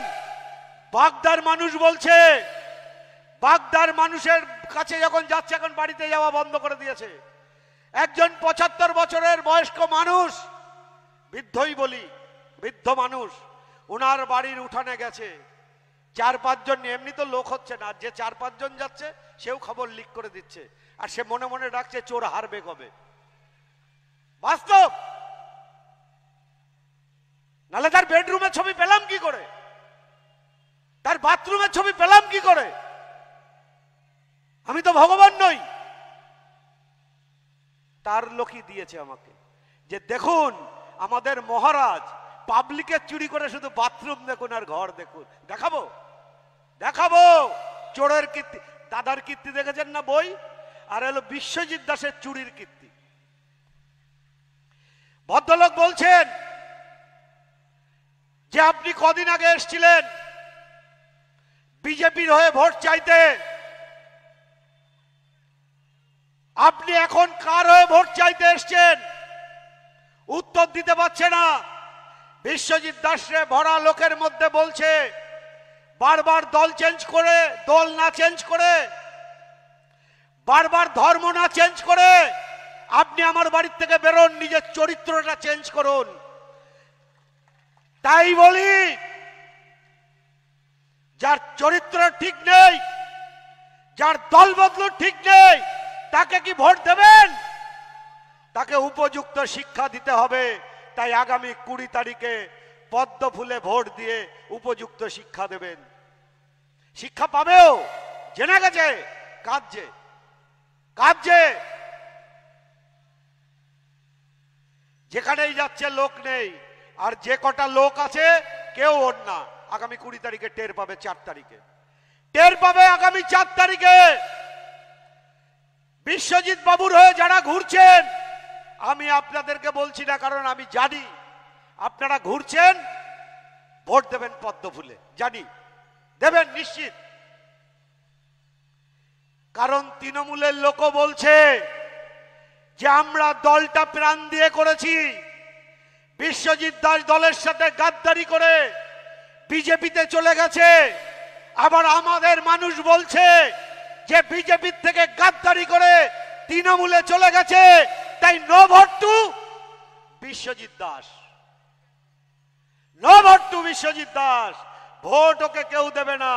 বাগদার মানুষ বলছে শান্তনু ঠাকুর তুমি এগিয়ে চলো, মোদিজি তুমি এগিয়ে চলো, আমরা 1 লক্ষ ভোটে এখান থেকে বিজেপিকে লিড দিয়ে পাঠাবো। বাগদার মানুষ বলছে, আমাদের কথা না। পঞ্চায়েতে টিকিট বিক্রি করেছে। যদি তৃণমূলের যারা পঞ্চায়েতে দাঁড়িয়েছিলেন, বুকে হাত দিয়ে বলুন, আমি চ্যালেঞ্জ করছি, বিনা পয়সায় কেউ টিকিট পেয়েছেন কিনা? টাকা ছাড়া বিশ্বজিৎ দাস কাউরে টিকিট দেয়নি, বিনা পয়সায় হয়নি। কন্টাক্ট হয়েছিল যে এই গাইঘাটা ভিডিওতে ভোট লুট করে, ব্যালট লুট করে, শংসাপত্র লুট করে মেম্বারকে জিতাবো, তাই মেম্বারকে জিতিয়ে দিয়েছে। কারণ মানুষ তৃণমূলকে ভোট দেয়নি। 8 লক্ষ, 10 লক্ষ, 12 লক্ষ টাকায় বিক্রি হয়েছে। আর প্রধান তো 20 লাখ, 25 লাখ, 30 লাখ বিক্রি হয়েছে, বিক্রি করেছে। চ্যালেঞ্জ করছি আমি, আপনি আসুন, বলে যান আমি মিথ্যে বলছি, রাজনীতি ছেড়ে দেবো, এই মঞ্চে দাঁড়িয়ে বলে যাচ্ছি। এটা আমার কথা নয়, আপনার সাথে যারা ঘুরছে তাদের কথা, আমার কথা না। বয়রা পঞ্চায়েতে প্রাক্তন একজন মেম্বার, তিনি বাইট দিয়েছিলেন।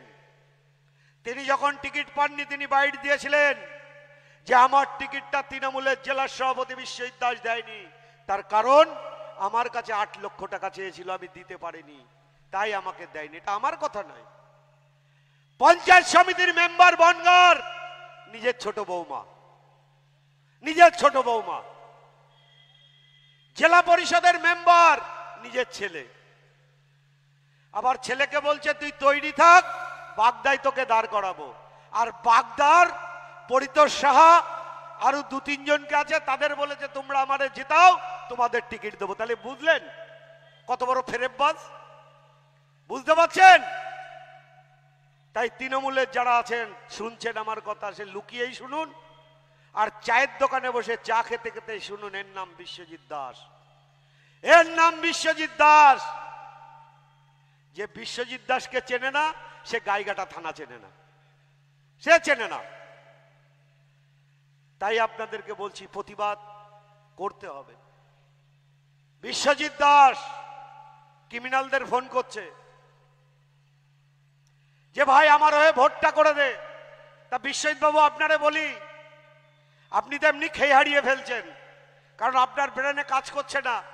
আপনি নিজের পার্টি অফিসে সিসি ক্যামেরা লাগিয়েছেন, আবার তিনি বলছেন বনগাঁ চাকদা রোডে যে পার্টি অফিস, সেই পার্টি অফিসে সিসি ক্যামেরা লাগিয়েছে। কেন জানেন?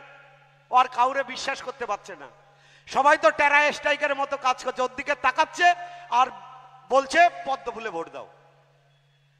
ঘুরছে ওর সাথে, বলছে পদ্ম ফুলে ভোট দাও। সিসি ক্যামেরা লাগিয়েছে, আমি নাম বলবো না। কয়েকজনরে বলছে পার্টি অফিসে ডেকে ধুমকি দিচ্ছে যে তোরা সবাই আমার সাথে খেলছিস, তোরা আমাকে বোকা পাস। আমি তো সিসি ক্যামেরা লাগিয়েছি, কে কার সাথে কথা বলছিস, কোথায় ফোন করছিস, আমি সব জানি, কারণ এর সাথে আমার রেকর্ডিংও লাগানো আছে। কত অসহায় হয়ে গেছে। আহা, 4 তারিখের পরে, 4 তারিখের পরে এই বাজাতে হবে, এই বাজাতে হবে। 4 তারিখের পরে এটা আপনার বিদায় ঘন্টা। কালকে বনগাঁ শহরে দেখবেন 3000-এর উপরে ঘন্টা থাকবে কালকে বনগাঁ শহরে, বাজবে। আপনার বিদায় ঘন্টা, আপনি তৈরি থাকুন। আপনি হারছেন, এটা আমার কথা নয়, বনগাঁ লোকসভার আপামর জনগণের কথা। আপনি হারছেন, আপনার আমও যাবে, আপনার ছালাও যাবে। তাই এই ঘন্টাটা বাজিয়ে বলে দিলাম।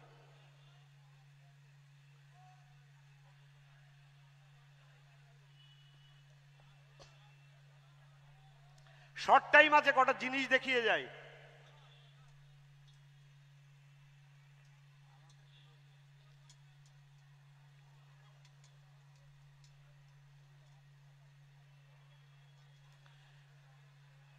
কোটি টাকার বাড়ি দেখুন, তোলা তোলা টাকায় বাড়ি। কিসের ব্যবসা করেন উনি? তিনবারের বিধায়ক, কত টাকা ইনকাম করেছে? স্কুলে 4th ক্লাসের স্টাফ কত টাকা মাইনে পান? কি করে হলো?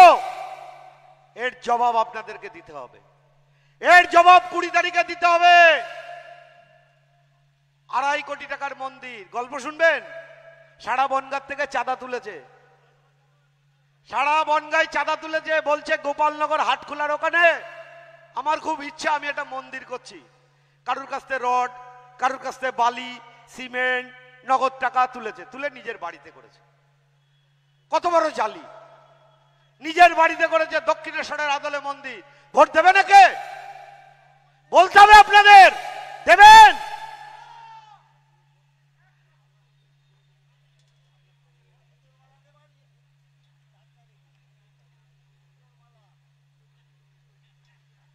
বাথরুম দেখুন, বাথরুম বাড়ির হারামের পয়সালি কি না করা যায়। বাথরুম দেখুন, দেখেছেন?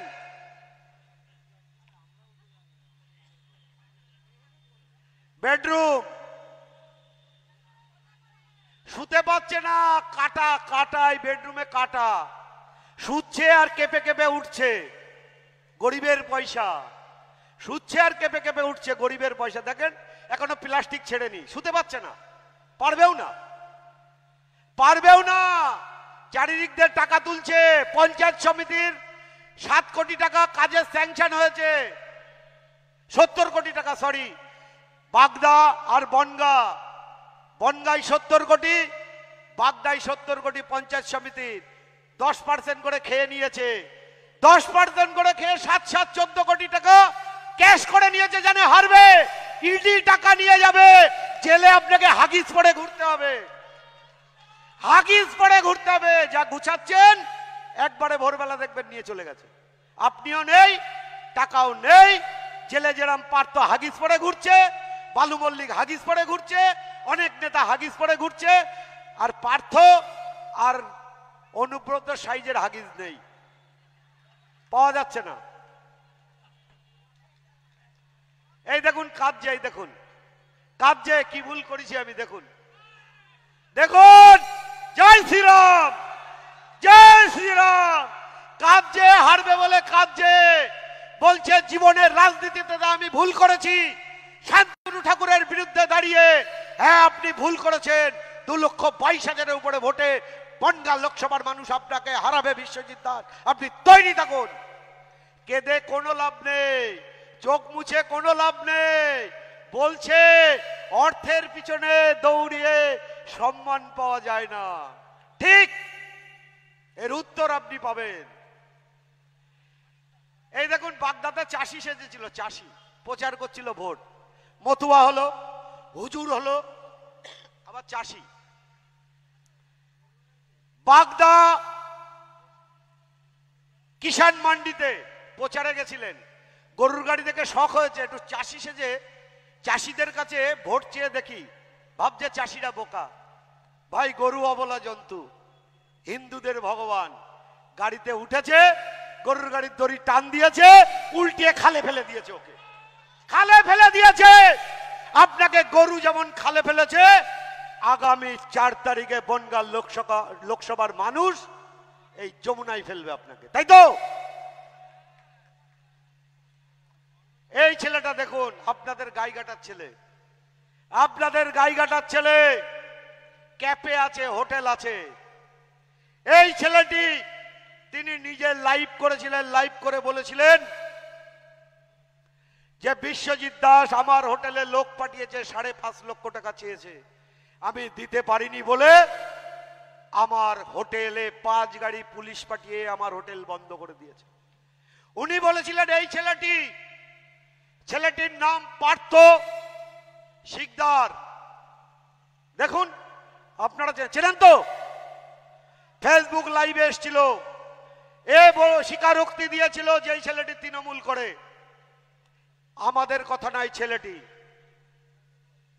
ঘুমের বড়ি খায় এবং বলেছিল আমার মৃত্যুর জন্য দায়ী থাকবে বিশ্বজিৎ দাস।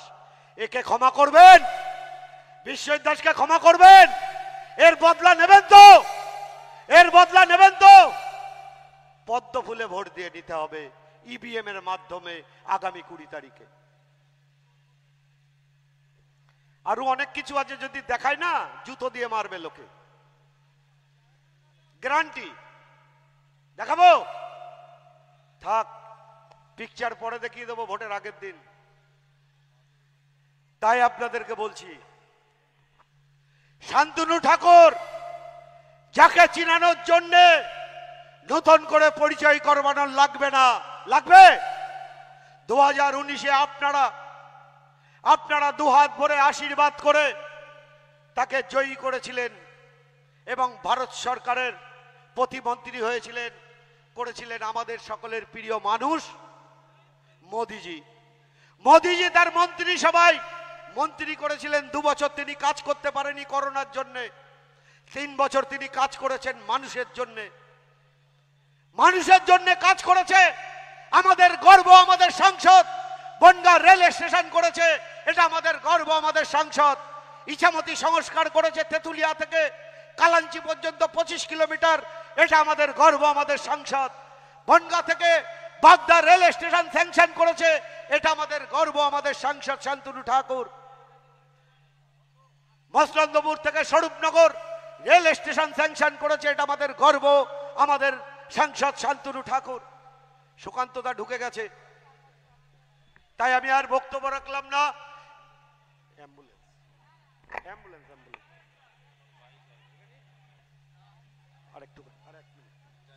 এটা আমাদের গর্ব আমাদের শান্তনু ঠাকুর আমাদের সাংসদ। একের পর এক উন্নয়ন করেছেন। আপনারা জানেন ট্রাইসাইকেল দিয়েছিল 12,000-এর উপরে বিকলাঙ্গ মানুষদের দিয়েছিল আমাদের সাংসদ, এটা আমাদের গর্ব। পুজো আসলে প্রত্যেক পুজোয় 30 থেকে 40,000 বস্ত্র বিতরণ করে গরিব মানুষের জন্য, এটা আমাদের গর্ব আমাদের সাংসদ। একের পর এক উন্নয়ন করেছে। 70টা পঞ্চায়েত আছে বনগাঁ লোকসভার, এমন কোন পঞ্চায়েত নেই যে পঞ্চায়েতে শান্তনু ঠাকুর তার ল্যাডের টাকা দেয়নি। এটা আমাদের গর্ব যে প্রত্যেকটা পঞ্চায়েতে শান্তনু ঠাকুর দিয়েছে, কিন্তু অনেক পঞ্চায়েত আছে সেই টাকা রিফিউজ করে দিয়েছে।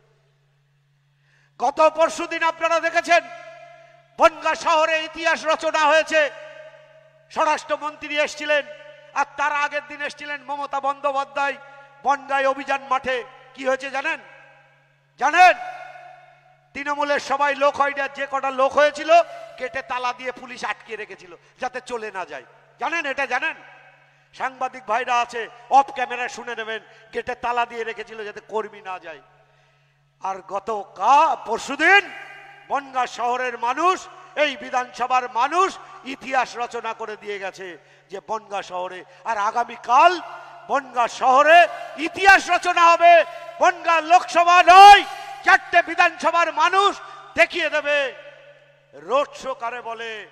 শান্তনু ঠাকুরের সমর্থনে বললাম না, 3000-এর উপরে ঘন্টা বাজবে তৃণমূলের বিদায় ঘন্টা। 3000-এর উপরে ঘন্টা বাজবে, ঘন্টা বিদায় ঘন্টা তৃণমূলের আর বিশ্বজিৎ দাসের। কারণ মানুষ সিদ্ধান্ত নিয়েছে। তাই আগামী 20 তারিখ সকাল সকাল যাবেন, নিজের ভোট নিজে দেবেন। এরা ভাবছে পঞ্চায়েত ভোট, পৌরসভা ভোট বিশ্বজিৎ দাসের নেতৃত্বে লুট হয়েছে। এটা দেশের ভোট, এটা দেশের ভোট। কেউ ভয় পাবেন না, কেউ ঘাবড়াবেন না। বাড়ি গিয়ে বলছে লক্ষ্মীর ভান্ডার বন্ধ হবে। লক্ষ্মীর ভান্ডার তৃণমূলের বাপের নয়, লক্ষ্মীর ভান্ডার সরকারি প্রকল্প। সরকারি প্রকল্প ভারতীয় জনতা পার্টিকে আনুন, মোদিজি 3000 টাকা করে দেবে, অন্নপূর্ণা ভান্ডার। বৃদ্ধ ভাতা পায় না মানুষ, বিধবা ভাতা পায় না মানুষ, হ্যান্ডিক্যাপ ভাতা পায় না, কিন্তু তৃণমূল পায়। আপনারা দেখেছেন রানাঘাটের প্রধান, তিনি বেঁচে আছেন, আর তার বউ বিধবা ভাতা তোলে। তার বউ বিধবা ভাতা তোলে কারণ সে জানে এ বেঁচে থাকাও যা, এ না থাকাও তাই, বিধবা ভাতাটা আগে তুলে নিই আমি। সুকান্ত দা এসে গেছে, একবার সবাই মিলে দু হাত তুলে আওয়াজ তুলুন যাতে চোর পালায়। ভারত মাতা কি, সবাই মিলে ভারত মাতা কি, ভারত মাতা কি, জয় শ্রীরাম, জয় শ্রীরাম, জয় জয় শ্রীরাম। সকলে ভালো থাকবে। ঢুকে যাবে।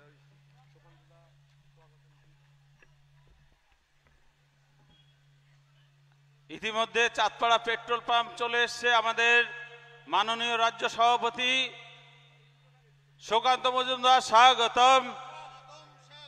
সুকান্ত মজুমদার স্বাগতম, সুকান্ত মজুমদার স্বাগতম, স্বাগতম সাংসদ রত্ন সুকান্ত মজুমদার স্বাগতম, স্বাগতম স্বাগতম সাংসদ রত্ন সুকান্ত মজুমদার স্বাগতম, স্বাগতম স্বাগতম রাজ্য সভাপতি সুকান্ত মজুমদার স্বাগতম, স্বাগতম স্বাগতম রাজ্য সভাপতি চাঁদপাড়া জনসভায় স্বাগতম, স্বাগতম স্বাগতম রাজ্য সভাপতি সুকান্ত মজুমদার স্বাগতম, স্বাগতম স্বাগতম সুকান্ত মজুমদার জিন্দাবাদ, জিন্দাবাদ জিন্দাবাদ সুকান্ত মজুমদার জিন্দাবাদ, জিন্দাবাদ জিন্দাবাদ নরেন্দ্র মোদী জিন্দাবাদ, জিন্দাবাদ জিন্দাবাদ জেপি নাড্ডা জিন্দাবাদ, জিন্দাবাদ জিন্দাবাদ অমিত শাহ জিন্দাবাদ, জিন্দাবাদ জিন্দাবাদ রাজ্য সভাপতি সুকান্ত মজুমদার স্বাগতম, স্বাগতম স্বাগতম রাজ্য সভাপতি সুকান্ত মজুমদার স্বাগতম, স্বাগতম স্বাগতম রাজ্য সভাপতি সুকান্ত মজুমদার স্বাগতম,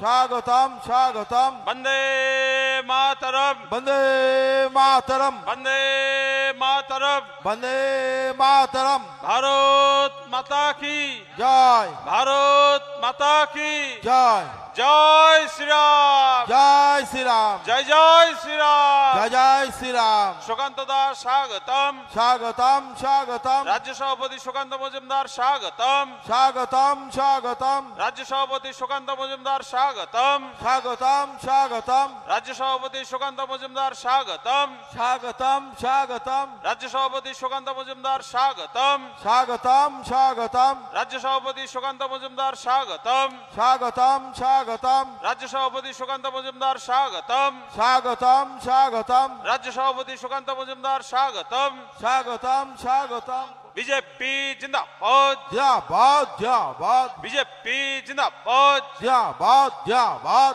নরেন্দ্র মোদী জিন্দাবাদ, জিন্দাবাদ জিন্দাবাদ নরেন্দ্র মোদী জিন্দাবাদ, জিন্দাবাদ জিন্দাবাদ জেপি নাড্ডা জিন্দাবাদ, জিন্দাবাদ জিন্দাবাদ জেপি নাড্ডা জিন্দাবাদ, জিন্দাবাদ জিন্দাবাদ রাজ্য সভাপতি সুকান্ত মজুমদার জিন্দাবাদ, জিন্দাবাদ জিন্দাবাদ রাজ্য সভাপতি সুকান্ত মজুমদার জিন্দাবাদ, জিন্দাবাদ জিন্দাবাদ সাংসদ রত্ন সুকান্ত মজুমদার জিন্দাবাদ, জিন্দাবাদ জিন্দাবাদ সাংসদ রত্ন সুকান্ত মজুমদার জিন্দাবাদ, জিন্দাবাদ জিন্দাবাদ সুকান্ত মজুমদার স্বাগতম, স্বাগতম স্বাগতম রাজ্য সভাপতি সুকান্ত মজুমদার স্বাগতম, স্বাগতম স্বাগতম রাজ্য সভাপতি সুকান্ত মজুমদার স্বাগতম, স্বাগতম স্বাগতম রাজ্য সভাপতি সুকান্ত মজুমদার স্বাগতম, স্বাগতম স্বাগতম বন্দে মাতরম, বন্দে মাতরম বন্দে মাতরম, বন্দে মাতরম বন্দে মাতরম, বন্দে মাতরম ভারত মাতা কি, ভারত মাতা কি, জয় রাজ্য সভাপতি সুকান্ত মজুমদার স্বাগতম, স্বাগতম স্বাগতম রাজ্য সভাপতি সুকান্ত মজুমদার স্বাগতম, স্বাগতম স্বাগতম রাজ্য সভাপতি সুকান্ত মজুমদার স্বাগতম, স্বাগতম স্বাগতম রাজ্য সভাপতি সুকান্ত মজুমদার স্বাগতম, স্বাগতম স্বাগতম রাজ্য সভাপতি সুকান্ত মজুমদার স্বাগতম, স্বাগতম স্বাগতম সুকান্ত দাস স্বাগতম, স্বাগতম স্বাগতম সুকান্ত দাস স্বাগতম, স্বাগতম স্বাগতম সুকান্ত দাস স্বাগতম, স্বাগতম স্বাগতম স্বাগতম সুকান্ত দা স্বাগতম স্বাগতম স্বাগতম মাননীয় রাজ্য সভাপতি সুকান্ত মজুমদার স্বাগতম স্বাগতম স্বাগতম সাংসদ রত্ন সুকান্ত মজুমদার স্বাগতম স্বাগতম স্বাগতম সাংসদ রত্ন সুকান্ত মজুমদার স্বাগতম স্বাগতম স্বাগতম সাংসদ রত্ন সুকান্ত মজুমদার স্বাগতম স্বাগতম স্বাগতম বন্দে মাতরম বন্দে মাতরম বন্দে মাতরম বন্দে মাতরম বিজেপি জিন্দাবাদ জিন্দাবাদ জিন্দাবাদ বিজেপি জিন্দাবাদ জিন্দাবাদ জিন্দাবাদ বিজেপি জিন্দাবাদ জিন্দাবাদ জিন্দাবাদ সুকান্ত দা স্বাগতম স্বাগতম স্বাগতম আদরণীয় রাজ্য সভাপতি সুকান্ত দা স্বাগতম স্বাগতম স্বাগতম সাংসদ রত্ন সুকান্ত মজুমদার স্বাগতম স্বাগতম স্বাগতম সাংসদ রত্ন সুকান্ত মজুমদার স্বাগতম স্বাগতম স্বাগতম বন্দে মাতরম বন্দে মাতরম বন্দে মাতরম বন্দে মাতরম বিজেপি জিন্দাবাদ জিন্দাবাদ জিন্দাবাদ বিজেপি জিন্দাবাদ জিন্দাবাদ জিন্দাবাদ সুকান্ত দা স্বাগতম স্বাগতম স্বাগতম সুকান্ত দা জিন্দাবাদ জিন্দাবাদ জিন্দাবাদ বন্দে মাতরম বন্দে মাতরম বন্দে মাতরম বন্দে মাতরম ভারত মাতা কি জয় ভারত মাতা কি জয়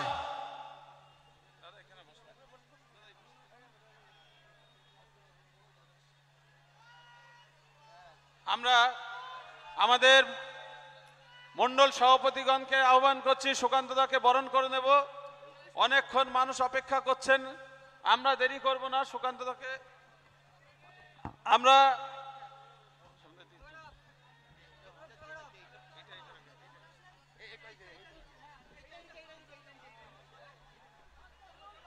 এইদিকে চেয়ারগুলোতে আপনারা বসে পড়ুন যারা এখানে দাঁড়িয়ে আছেন আপনাদের অনুরোধ করছে এই পাশে চেয়ার খালি আছে এখানে এসে বসে পড়ুন আমাদের কার্যকর্তাদের অনুরোধ করছি ভারত মাতা কি ভারত মাতা কি ভারত মাতা কি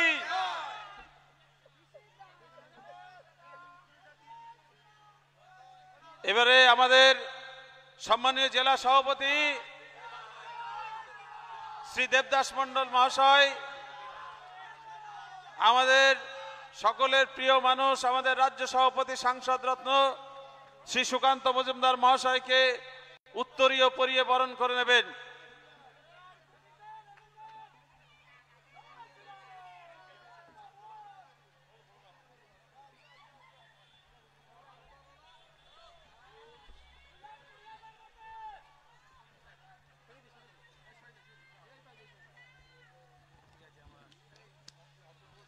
সব লোক ভর্তি ছিল চলে গেছে বন্দে মাতরম বন্দে মাতরম সুকান্ত দা জিন্দাবাদ জিন্দাবাদ জিন্দাবাদ এবারে অনেকক্ষণ অপেক্ষা করছেন আমরা দেরি করাবো না আমাদের প্রিয় মানুষ যার জন্য অপেক্ষা করছিলেন মাননীয় রাজ্য সভাপতি শ্রী সুকান্ত মজুমদার মহাশয় আমি ওনাকে আহ্বান করছি বক্তব্য রাখবার জন্য भारत माता की भारत माता की महान देशेर महान नेता नरेंद्र मोदी नरेंद्र मोदी नरेंद्र मोदी जेपी नड्डा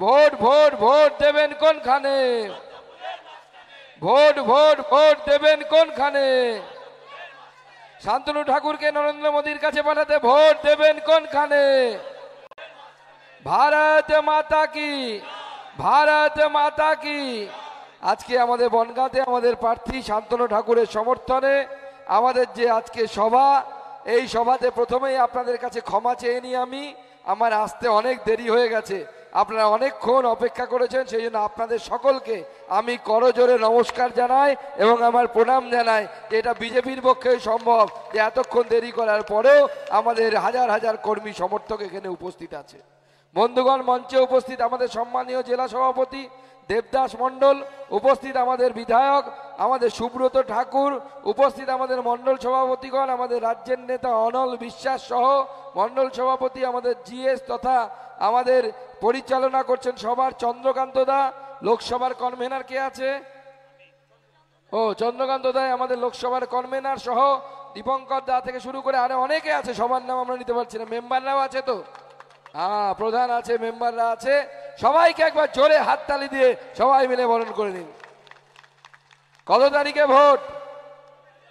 কত তারিখ? 20 তারিখে ভোট। এই ভোট লোকসভা নির্বাচন। আপনাদেরকে ঠিক করতে হবে ভারতবর্ষের প্রধানমন্ত্রী কে হবে। একদিকে আমাদের প্রধানমন্ত্রী পদপ্রার্থী নরেন্দ্র মোদী, চেনেন তো? চেনেন তো? বনগাঁর মানুষ চেনে তো? আর একদিকে কারা? সব চোর, সব চোরেরা একসাথে হয়েছে। মনে রাখবেন, এই চোরেদেরকে পরাস্ত করতে না পারলে ভারতবর্ষ হেরে যাবে, বনগাঁ হেরে যাবে। তাই ভারতবর্ষকে জেতানোর জন্য, আমার আপনার এই দেশকে জেতানোর জন্য 4 নম্বরে বোতাম টিপবেন আর শান্তনু ঠাকুরকে পদ্ম ফুলে ভোট দিয়ে আপনারা জয়ী করবেন। শান্তনু ঠাকুরকে একটা ভোট মানে শুধু শান্তনু ঠাকুরকে একটা ভোট না, আপনি এখানে যখন 4 নম্বরে একটা করে সুইচ টিপবেন, বোতাম টিপবেন 4 নম্বরে পদ্ম ফুলে, তখন দিল্লিতে নরেন্দ্র মোদীর মাথার উপরে একটা করে আশীর্বাদ পড়বে। অতএব নরেন্দ্র মোদীকে আশীর্বাদ দেওয়ার সুযোগ আমাদের সামনে। কোন নরেন্দ্র মোদী? যিনি 500 বছর পর অযোধ্যায় রাম মন্দির নির্মাণ করেছেন, সেই রাম নরেন্দ্র মোদী। সেই হিন্দিতে বলে, जो राम को लाए हैं हम उनको लाएंगे। এই কথাটা আমাদের মনে রাখতে হবে। আজকে কোনো গন্ডগোল মারামারি হয়নি, রাম মন্দির প্রতিষ্ঠা হয়ে গেছে। আমাদের বিরোধীরা বলে যে রাম মন্দির করছে বিজেপি। আমরা রাম মন্দির শুধু করি না বন্ধুগণ।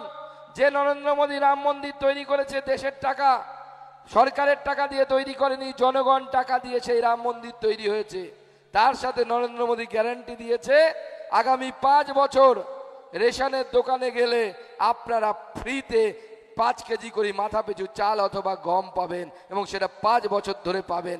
আমরা যেমন মন্দির তৈরি করি, সেরকম মানুষের পেটে ভাত দেওয়ারও ব্যবস্থা করি। এটাই হচ্ছে নরেন্দ্র মোদীর মডেল, এটাই নরেন্দ্র মোদীর চিন্তাধারা। শুধু তাই নয়, এইবার আমাদের সাংসদ জেতার পর, নরেন্দ্র মোদী প্রধানমন্ত্রী হওয়ার পর, প্রধান সেবক হওয়ার পর, পশ্চিমবঙ্গবাসীর জন্য নতুন করে সুখবর। আমাদের সরকার অনেক দিন আগে আয়ুষ্মান ভারত প্রকল্প চালু করেছে। সে আয়ুষ্মান ভারত প্রকল্প দিদিমণি এখানে ঢুকতে দেয় না। কারণ কি? কারণ আয়ুষ্মান ভারত প্রকল্পে যে 5 লক্ষ টাকা দেওয়ার ব্যবস্থা আছে, তাতে 3 লক্ষ টাকা কেন্দ্র দেবে নিয়ম, আর 2 লক্ষ টাকা রাজ্য সরকার দেবে। কিন্তু রাজ্য সরকার বলছে আমরা দেব না। কেন? আমরা স্বাস্থ্য সাথী কার্ড করেছি। তো স্বাস্থ্য সাথী কার্ড কি আপনারা আমার থেকে ভালো জানেন। ওটা স্বাস্থ্য সাথী না, ওটা হচ্ছে ব্যর্থ সাথী। যেখানে যাবেন ভর্তি হতে পারবেন না। গ্যারান্টি, ওটা একটাই গ্যারান্টি কার্ড, মৃত্যু গ্যারান্টি। আপনি ওই কার্ড নিয়ে যেখানে যাবেন, আপনার যদি কোনো কঠিন রোগ হয়, আপনি গ্যারান্টি মরবেন, এই গ্যারান্টিটা ওই দিদির স্বাস্থ্য সাথী কার্ড আপনাদেরকে দেবে। তাই নরেন্দ্র মোদী ঠিক করেছে। কি ঠিক করেছেন? গোটা দেশে যাদের বয়স 70 বছর বা তার বেশি আছে কিনা আমাদের বাড়িতে, কারো বাড়িতে বাবা আছে, কারো জ্যাঠামশাই আছে, শ্বশুর মশাই আছে, কেউ না কেউ আছে 70 বছরের বেশি বয়স। তাদেরকে নরেন্দ্র মোদী ফ্রিতে বছরে 5 লক্ষ টাকার চিকিৎসা দেবে আয়ুষ্মান ভারতে। আর রাজ্য সরকারের উপর নির্ভর করতে হবে না, সরাসরি দিল্লি থেকে নরেন্দ্র মোদী 5 লক্ষ টাকা পাঠাবেন এই বয়স্ক মানুষদের জন্য। কি সুবিধা হবে? তো হবে, তো হবে। তাহলে একদিকে রেশন, একদিকে বয়স্ক মানুষের চিকিৎসার ব্যবস্থা, উল্টো দিকে রাম মন্দির। তাই সেই জন্য আমাদের তৃণমূল কংগ্রেসের যিনি প্রার্থী হয়েছেন, তাকে একটিও ভোট দেওয়া যাবে না। তার কারণ সে আমাদের পার্টিতে এসেছিল, আমার সাথে পার্টি তাকে দায়িত্ব দিয়েছিল হুগলিতে, তখন আমি রাজ্য সভাপতি হইনি। সে আমার সাথে হুগলিতে গেছিল, বিশ্বজিৎ দাস। আজকে আমাদের পার্টি থেকে জিতে সে গদ্দারি করে তৃণমূলে ফিরে গেছে। এই গদ্দারকে উপযুক্ত শিক্ষা দিতে হবে, উপযুক্ত শিক্ষা দিতে হবে। আর আমি শুনলাম দেবদাস দা বলছিল সে নাকি 3 কোটি টাকার বাড়ি করেছে। হ্যাঁ, সত্যি 3 কোটি টাকার নাকি বাড়ি করেছে। এত টাকা কোথা থেকে আসে? কেউ বলছে পঞ্চায়েতের টিকিট বিক্রি করে আসে। ঠিক কি? যদি বেআইনি বাড়ি হয়, যে কটা দিন থাকতে পারছেন থেকে নিন, এরপরে বাড়িটা তিহারে যাবে, আপনার বাড়ি তিহার জেলে হবে। তার জন্য তৈরি হন। বন্ধুগণ তৈরি থাকুন, 26-এ বা তার আগে আমাদের বিজেপি সরকার গঠন হবে। আমরা 30টি সিট পশ্চিমবঙ্গবাসীর কাছে হাত জোর করে দাবি করেছি, মানুষের কাছে প্রার্থনা করেছি, ভোট দিন, 30টি সিট নরেন্দ্র মোদীকে দিন। যে নরেন্দ্র মোদীকে দেখতে গোটা বিশ্বের মানুষ দাঁড়িয়ে থাকে, অপেক্ষা করে কোন সময় ভারতবর্ষে নয় পৃথিবীর সর্বশ্রেষ্ঠ লিডার আমাদের নেতা নরেন্দ্র মোদী তিনি সেখানে আসবেন।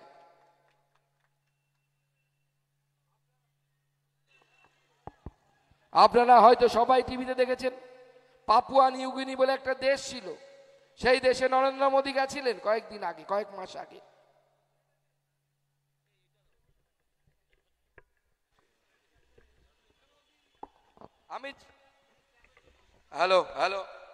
আমি বলছিলাম আপনাদেরকে যে কথা, পাপুয়া নিউগিনিতে নরেন্দ্র মোদী ভিজিট ছিল। আপনারা হয়তো সেই দৃশ্য দেখেছেন, আপনাদের সবার মনে আছে, আমি তবুও একবার মনে করিয়ে দিই। পাপুয়া নিউগিনি আমাদের থেকে কয়েক হাজার কিলোমিটার দূরে।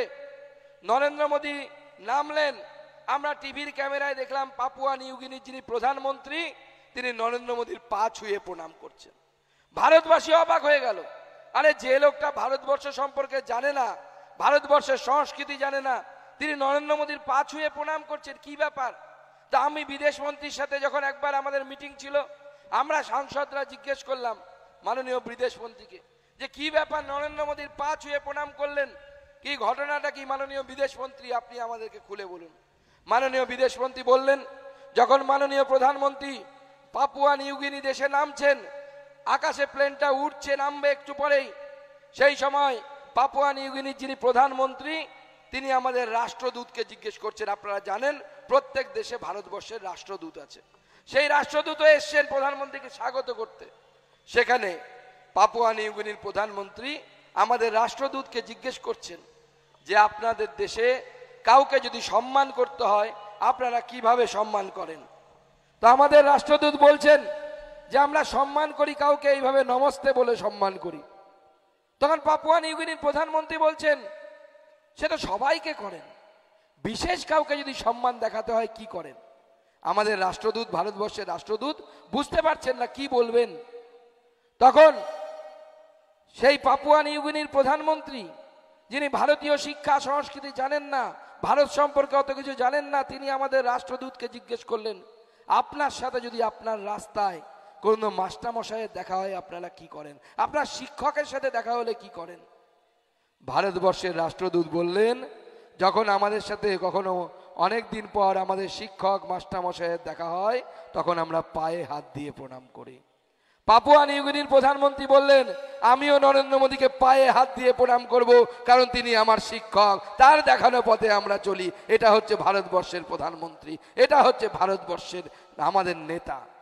শুধু তাই নয়, আজ থেকে ৭৫ বছরের বেশি সময় আগে এই বাংলাতে ইংরেজদের শাসন ছিল।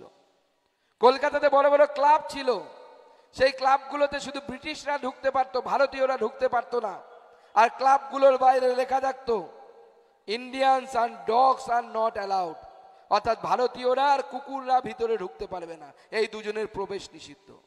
আজকে সেই ইংল্যান্ডের প্রধানমন্ত্রী ঋষি সোনক তিনি বলছেন নরেন্দ্র মোদী হচ্ছে আমার গুরুদেব, তার দেখানো পথে আমি চলি। এইটা হচ্ছে ভারতবর্ষকে নরেন্দ্র মোদী পৌঁছে দিয়ে গেছে। আর উল্টো দিকে আমাদের দিদিমণি, তার তো মাথাই খারাপ হয়ে গেছে, মাথা খারাপ হয়ে গেছে, একে গরম, আমাদেরও অবস্থা খারাপ হয়ে যাচ্ছে। তার মধ্যে আমার দিদিমণি হিন্দি বলছেন, টেম্পারেচার আরো বেড়ে যাচ্ছে। দিদিমণির হিন্দি শুনে সূর্যদেবও খেপে যাচ্ছে, আরো বেশি করে রোদ খা, আরো বেশি করে রোদ খা। দিদিমণি কি বলছেন? দিদিমণি বলছেন বিজেপি শাসিত রাজ্য থেকে ইভিএম এসছে, ইভিএম এ ভোটের পর নাকি 5% ভোট বেড়ে যাচ্ছে। আমি ছোটবেলায় টিউশনি পড়তে যেতাম এক মাস্টারমশাইয়ের কাছে, সেই মাস্টারমশাইয়ের কাছে একটা আমার ফাঁকিবাজ বন্ধুও পড়তো, তাকে যাই পড়া দিত পরের দিন পড়া করে আসতো না। আর বলতো, মাস্টারমশাই জিজ্ঞেস করতো কি হয়েছে রে, পড়িসনি কেন? স্যার পেটে খুব ব্যথা ছিল কালকে। পরের দিন জিজ্ঞেস করলো পড়িসনি কেন? স্যার মাসির বিয়ে ছিল। তারপরের দিন জিজ্ঞেস করলো স্যার হাতে ব্যথা ছিল, অঙ্ক করিনি। তা আমাদের স্যার মাস্টারমশাই প্রতিদিন কেলাতো তাকে ধরে, আর বলতো, আমার এখনো মনে আছে মাস্টারমশাই বলতো মানুষের 3টে হাত। আমরা প্রথম অবাক হতাম, 3টে হাত আবার কিভাবে হয়? বলছে ডান হাত, বাম হাত আর অজুহাত। তো তোর হচ্ছে অজুহাত, আর অজুহাত কখন হয়? যখন পড়াশুনো পারে না, যখন জানে রেজাল্ট হবে না। তো দিদিমণি এখন থেকে অজুহাত তৈরি করেছে, কারণ দিদিমণি 10 গোল খাবে, দিদিমণি 10 গোল খাবে। তো দিদিমণির তাতে কোনো আপত্তি নেই। আপনার এখান থেকে কে পরিযায়ী শ্রমিক হয়ে যাচ্ছে, আপত্তি নেই। পশ্চিমবঙ্গে স্বাস্থ্যসাথী ব্যর্থসাথী হয়ে গেছে, মরার জমালয়ের টিকিট হয়ে গেছে, কোনো অসুবিধে নেই। কারণ দিদিমণি একটা নীতিতেই বিশ্বাস করে, পরের ছেলে পরমানন্দ, আমি আর ভাইপো করব আনন্দ। এছাড়া দিদিমণির কোনো মন্ত্র নেই, একটাই মন্ত্র, আমি আর ভাইপো করব আনন্দ। ভাইপোর চিন্তায় একদম সব সময় ব্যস্ত। সেই জন্য আপনার ঘরের ছেলের কি হবে, আপনার পরিবারের ছেলের কি হবে, তার জন্য চিন্তা করার জন্য দিদিমণির কাছে সময় নেই। নরেন্দ্র মোদী আছে, সেজন্য নরেন্দ্র মোদী ঠিক করেছেন এতদিন পর্যন্ত বিনা গ্যারান্টিতে মুদ্রা লোন 10 লক্ষ টাকা দেয়া হতো, এইবার সরকার তৈরি হলে 20 লক্ষ টাকা মুদ্রা লোন দেওয়া হবে। আমাদের বেকার ছেলেরা ব্যবসা বাণিজ্য করে খেতে পারবে, বিনা গ্যারান্টিতে 20 লক্ষ টাকা ঋণ পাবে। তাই এই চোরেদের সরকারকে, আর এই চোরেদের সরকারকে কত গুণকীর্তন করব। ছোট চোর, বড় চোর, কত চোর আছে। আপনাদের এখানে একটা ডাকু চোর ছিল, হ্যাঁ, সেটা আবার ডাকু আবার চোর, ডবল ডবল ডিগ্রি আর কি। দিদিমণি যেরকম বলেছে, ভাবতে অবাক লাগে। তৃণমূল কংগ্রেসের আমলে এই দৃশ্য আমরা কোনোদিনও দেখতে পাবো, আগে কোনোদিনও ভাবিনি। ভারতবর্ষে রেকর্ড করেছে তৃণমূল। আমি তো বলি তৃণমূলের নেতাদেরকে মাঝে মাঝে চা খাওয়াবেন, পারলে সম্বর্ধনাও দেবেন। বলে কেন? তোরা রেকর্ড করেছিস, তোদের নাম গিনিস বুকে ওঠা দরকার। বলে কেন? বলছে ভারতবর্ষে অনেক নেতা চুরি করে জেলে গেছে। উদাহরণ, লালু প্রসাদ যাদব জেলে গেছে, কি গেছে কিনা? জয়ললিতা গেছিল জেলে। এ রাজা বলে একজন সাংসদ আছে, আমাদের সাথে লোকসভাতে ছিলেন, তিনিও জেলে গেছেন। করুণানিধির মেয়ে কানিমোজি, তিনি কিছুদিন জেলে গেছেন। কিন্তু তৃণমূল যে রেকর্ড করেছে, অন্য কোনো রাজনৈতিক দল করতে পারেনি। কি রেকর্ড? সেই রেকর্ড হচ্ছে প্রথম কত নেতা জেলে গেছে, বান্ধবী সহ জেলে গেছে, বান্ধবী ছাড়া জেলে যায়নি। এই রেকর্ড একমাত্র তৃণমূলের সামনে আছে, আর কারো সামনে নেই। কি ঠিক বলেছি কিনা? মুখ্যমন্ত্রী 21-এর বিধানসভা ভোটের সময় কি বলেছিলেন? ডবল ডবল চাকরি হবে বলেছিলেন কিনা? হুইল চেয়ারে বসে ভাঙা পা নিয়ে ডবল ডবল চাকরি হবে। চাকরি তো ডবল ডবল হয়নি, ডবল ডবল জেলে গেছে। নেতা বান্ধবী সহ গেছে, কোন নেতা মেয়ে সহ গেছে। আপনারা কেষ্টর কথা মনে আছে তো? হ্যাঁ, তৃণমূল এখানে মস্তানি, রংবাজি, চমকানো এগুলো করছে না তো? করছে না? করলে পরে জানাবেন। আমাদের জেলা সভাপতিকে বলে যাচ্ছি, বিধায়ককে বলে যাচ্ছি, মস্তানি চমকানি যদি ধমকানি করো, এখনো সময় আছে, ঠিক হয়ে যাও। নাহলে মাঝে মাঝে তিহার জেলে গিয়ে কেষ্টকে দেখে এসো, ওই রকম অবস্থা হবে। কিন্তু পরিষ্কার বলে দিয়ে গেলাম, মানুষকে শান্তি মতো ভোট দিতে দিন। মানুষ যাকে ইচ্ছে তাকে ভোট দেবে, আমরা মাথা পেতে নেব। এবং আমি জানি আমাদের এই বনগাঁর মানুষ সিএর সমর্থনে, উদ্বাস্তুদের অধিকারের সমর্থনে শান্তনু ঠাকুরকে ভোট দেবে, নরেন্দ্র মোদীকে ভোট দেবে, নরেন্দ্র মোদীকে ভোট দেবে। আজকে সিএ পাশ হয়েছে। গতকাল দুপুর 3টে নাগাদ 14 জনকে প্রায় দিল্লিতে সিএর সার্টিফিকেট তুলে দেওয়া হলো, নাগরিকত্বের সার্টিফিকেট তুলে দেওয়া হলো। দিদিমণি মানুষকে কি ভুল বোঝাচ্ছেন যে সিএ হলে আধার কার্ড বাতিল হয়ে যাবে, ভোটার কার্ড বাতিল হয়ে যাবে? একদম মিথ্যে কথা।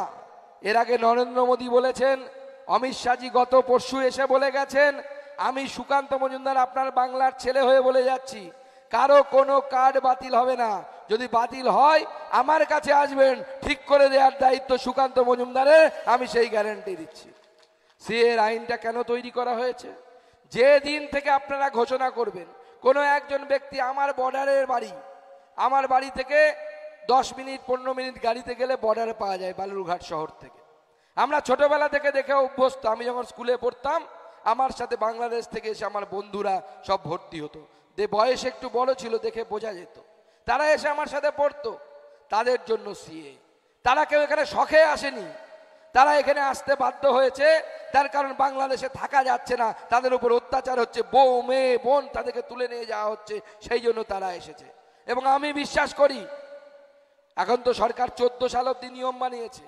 সুকান্ত মজুমদার ব্যক্তিগতভাবে বিশ্বাস করে, আমি পরিষ্কার বলে দিচ্ছি, এটা আমার পার্টির লাইন না, কিন্তু আমি বিশ্বাস করি যখনই কোনো হিন্দু বাঙালি পৃথিবীতে ধর্মীয় কারণে কখনো বিপদে পড়বে, তারা যে কোনো সময় পশ্চিমবঙ্গে আসতে পারে, পশ্চিমবঙ্গে থাকতে পারে, কারণ দ্বিতীয় যাওয়ার কোনো তাদের জায়গা নেই। সেই জন্য যে ডেট থেকে এসছে, যদি কেউ ধরুন মনে করে 2000 সালে এসছে, সে ঘোষণা করবে 2000 সালে, তারপরে সে হয়তো প্রাইমারিতে চাকরি পেয়েছে, কেউ হয়তো জমি কিনেছে, কেউ হয়তো বাড়ি করেছে। 2000 সালে সে ঘোষণা করলো যে আমি 2000 সালের মে মাসে এসেছি, তো 2000 সালের মে মাস থেকে নাগরিকত্ব দেয়া হবে এবং সেখানে লিখে দেয়া থাকবে, তারপরে তার চাকরি, বাড়ি, গাড়ি, বিয়ে যা করেছে সমস্ত কিছু বৈধ হিসেবে গণ্য হবে। এই জন্য সিএ তৈরি করা হয়েছে, এই জন্য নাগরিকত্বের আইন তৈরি করা হয়েছে। কিন্তু আমাদের মুখ্যমন্ত্রী সম্পর্কে এক সময় রেজ্জাক মোল্লা, প্রাক্তন সিপিএম নেতা, বলেছিলেন, কালীঘাটের ময়না সত্য কথা কয় না, কালীঘাটের ময়না সত্য কথা কয় না। ভোট আসলে পরে দিদির কন্যাশ্রী, অমুকশ্রী সব পেছনে চলে যায়। ভোট এলে পরে মুখ্যমন্ত্রীর একটাই প্রকল্প চলে, সেটা হচ্ছে মিথ্যাশ্রী, মিথ্যাশ্রী, মিথ্যাশ্রী। এবং আপনারা নিজেরা বলবেন, দিদিমণি মঞ্চ থেকে কি বলছেন, সিএ হলে আধার কার্ড বাতিল হয়ে যাবে। ওই মঞ্চ থেকে বলছে বিজেপি ক্ষমতায় এলে মাছ খাওয়া বন্ধ করে দেবে। আপনারা বিশ্বাস করেন বিজেপি ক্ষমতায় এলে মাছ খাওয়া বন্ধ করে দেবে?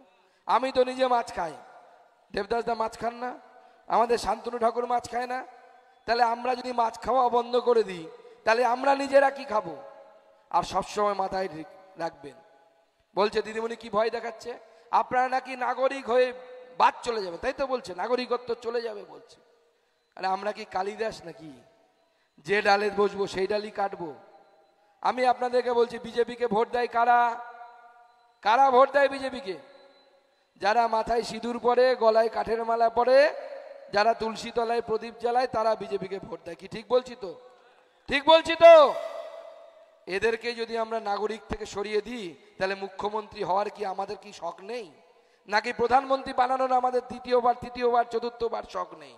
যারা আমাদের ভোট দেয় তাদেরই যদি নাগরিকত্ব বাতিল হয়ে যায়, তাহলে পরে বিজেপি কি ক্ষমতায় টিকে থাকবে? কি মনে হয় থাকবে?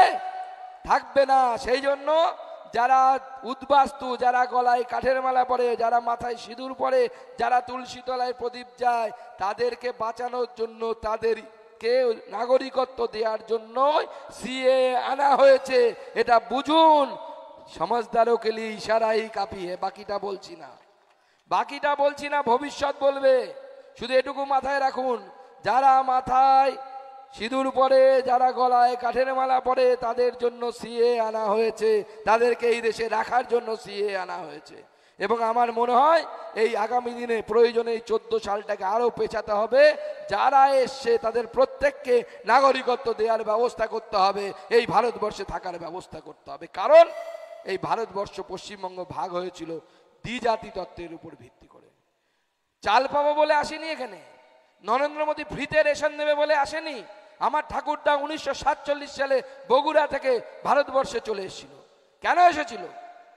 সবুজ সাথী সাইকেল পাবে বলে, নাকি ফ্রিতে রেশন পাবে বলে, নাকি স্বাস্থ্যসাথী কার্ড পাবে বলে?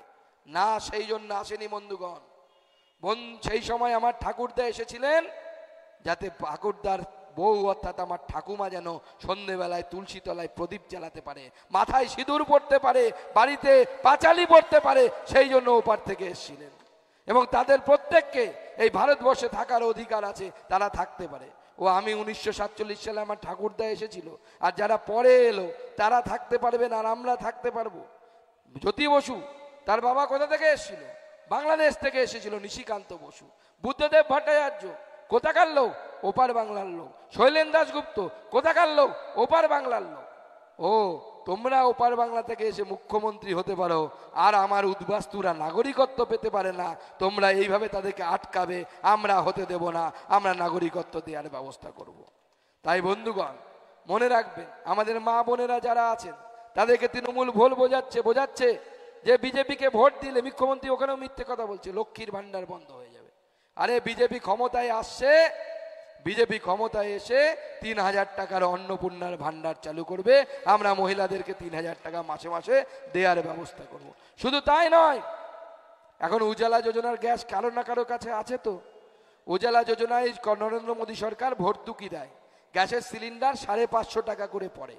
আমার কথাই বিশ্বাস করতে হবে না, যাদের কাছে এরকম বড় মোবাইল আছে খুঁজে বের করুন, গুগলে গিয়ে সার্চ করুন মহারাষ্ট্রে উজালা যোজনার গ্যাসের সিলিন্ডারের দাম কত। যদি খোঁজ করেন দেখবেন খুঁজে পাবেন 450 টাকা। আপনার পরে 550, মহারাষ্ট্রে পরে 450। কত টাকা কম? 100 টাকা কম। কেন পরে? তার কারণ 550, 930 টাকা থেকে 550 অবধি নরেন্দ্র মোদী আপনাকে ভর্তুকি দেয় অ্যাকাউন্টে। কি অ্যাকাউন্টে টাকা ঢোকে তো? ঢোকে তো। আর মহারাষ্ট্রের বিজেপি যে সরকার আছে তারা 100 টাকা করে অ্যাকাউন্টে ঢোকায়।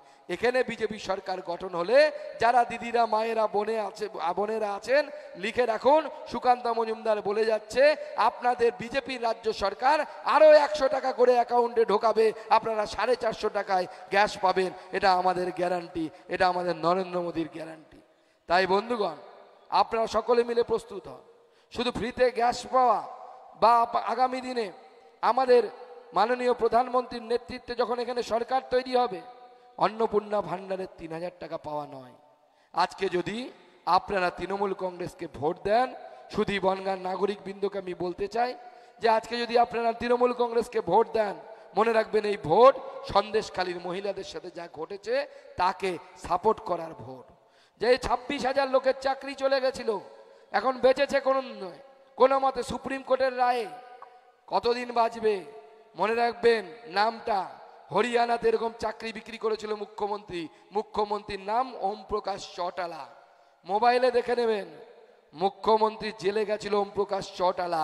আগামী দিনে মমতা বন্দ্যোপাধ্যায়কেও চাকরি বিক্রি করার জন্য জেলে যেতে হবে, জেলে যেতে হবে। আমরা ছোটবেলায় ছড়া পড়তাম না, খোকন যাবে শ্বশুর বাড়ি, সঙ্গে যাবে কে? বাড়িতে আছে হুলো বিড়াল, বাড়িতে আছে হুলো বিড়াল কোমর বেঁধেছে। সেই পড়েছে কিনা? এরপরে কবিতা হবে, দিদি যাবে তিহার জেলে, সঙ্গে যাবে কে? বাড়িতে আছে হুলো ভাইপো কোমর বেঁধেছে, সেই দিন আসছে তৈরি হন। পিসি ভাইপো মিলে তিহার জেলে স্থান পাবে, কারণ চুরি করেছে। আমরা কারো উপর প্রতিহিংসা বরায়ণ নয়। 26,000 লোকের মধ্যে রাজ্য সরকার বলছে, এসএসসি বলছে 8,000 লোক টাকা দিয়ে চাকরি পেয়েছে, 8,000 শিক্ষক শিক্ষিকা। তারা আপনার ছেলে মেয়েদেরকে পড়াচ্ছে, গরিব মানুষের ছেলে মেয়েকে পড়াচ্ছে। আমি যখন ছোট থেকে বড় হয়েছি, অধ্যাপক হয়েছি, আমি সরকারি স্কুলে পড়ে হয়েছি, বাংলা মিডিয়াম স্কুলে পড়ে হয়েছি। সেখানে আমাদের যারা মাস্টারমশাই পড়াতেন তাদেরকে আমরা শ্রদ্ধার চোখে দেখতাম। আমিও নিজে মাস্টারমশাই স্কুলে পড়িয়েছি, কলেজে পড়িয়েছি, বিশ্ববিদ্যালয়ে পড়িয়েছি, এখনো চাকরিটা আছে। কিন্তু আমরা যখন, আমার মনে আছে, আমরা যখন ছোটবেলায় সাইকেল চালাতাম, রাস্তা দিয়ে মাস্টারমশাই গেলে সাইকেল থেকে নেমে দাঁড়াতাম। আমি যখন মাস্টারমশাই হলাম আমার ছাত্ররা নেমে দাঁড়াতো আমাকে দেখে। আর আজকে সেই মাস্টারমশাইদের চাকরি তৃণমূল কংগ্রেস হাঁস মুরগির মতো বাজারে বিক্রি করছে। এদের মাফ করা উচিত। কি মনে হয় আপনাদের মাফ করা উচিত? নরেন্দ্র মোদী এদেরকে জেলে ঢুকিয়ে ঠিক কাজ করছে, ঠিক কাজ করছে। চোরদেরকে জেলে ঢেকানো উচিত। চোর ধরো, চোর ধরো, চোর ধরো। এই চোরেদের বিরুদ্ধে আপনাদের ভোট চাই। সেন 4 নাম্বার বোতাম টিপে পদ্ম ফুলে ভোট দিন, শান্তনু ঠাকুরকে জয়যুক্ত করুন, এই আহ্বান জানিয়ে আমি আমার বক্তব্য শেষ করছি। ভারত মাতা কি, ভারত মাতা কি, ভারত মাতা কি। ভোট ভোট ভোট দেবেন কোনখানে? পদ্ম ফুলের মাঝখানে। ভোট ভোট ভোট দেবেন কোনখানে? পদ্ম ফুলের মাঝখানে। 20 তারিখ আসছে দিন, 20 তারিখ আসছে দিন, 20 তারিখ আসছে দিন, পদ্ম ফুলে ভোট দিন। পদ্ম ফুলে দিলে ভোট, এটা তো জানি না, তাই তো? পদ্ম ফুলে দিলে ভোট, শান্তি পাবে দেশের লোক। বনগাঁর লোকও বলা যাবে, কোনো অসুবিধা নেই। পদ্ম ফুলে দিলে ভোট, শান্তি পাবে দেশের লোক। পদ্ম ফুলে দিলে ভোট, শান্তি পাবে দেশের লোক। পদ্ম ফুলে দিলে ভোট, শান্তি পাবে দেশের লোক। ভারত মাতা কি জয়, জয় শ্রীরাম, জয় শ্রীরাম, জয় জয় শ্রীরাম, জয় জয় শ্রীরাম। সবাইকে নমস্কার, সবাই ভালো থাকবেন। দাদা জয়নিং আছে তৃণমূল কংগ্রেস থেকে অরূপ বিশ্বাস, মোহাম্মদ মহিরুদ্দিন মোল্লা, শ্রী সুশান্ত মণ্ডল, শ্রী সুদেব সাহা, শ্রী জয়দেব সানা, শ্রী জগবন্ধু মণ্ডল, শ্রীমতী সরস্বতী মল্লিক, শ্রীমতী সনেকা সানা, শ্রী কানাই দাস, রামচন্দ্র সরকার, এদের নেতৃত্বে 100 জন আজকে আমাদের মাননীয় রাজ্য সভাপতি সুকান্তদার হাত থেকে তৃণমূলের চুরির বিরুদ্ধে প্রতিবাদ জানিয়ে ভারতীয় জনতা পার্টিতে যোগদান করলেন। ভারত বিজেপি পরিবারে আমরা তাদেরকে স্বাগত জানাই। আমরা সকলে মোদিজির পরিবার।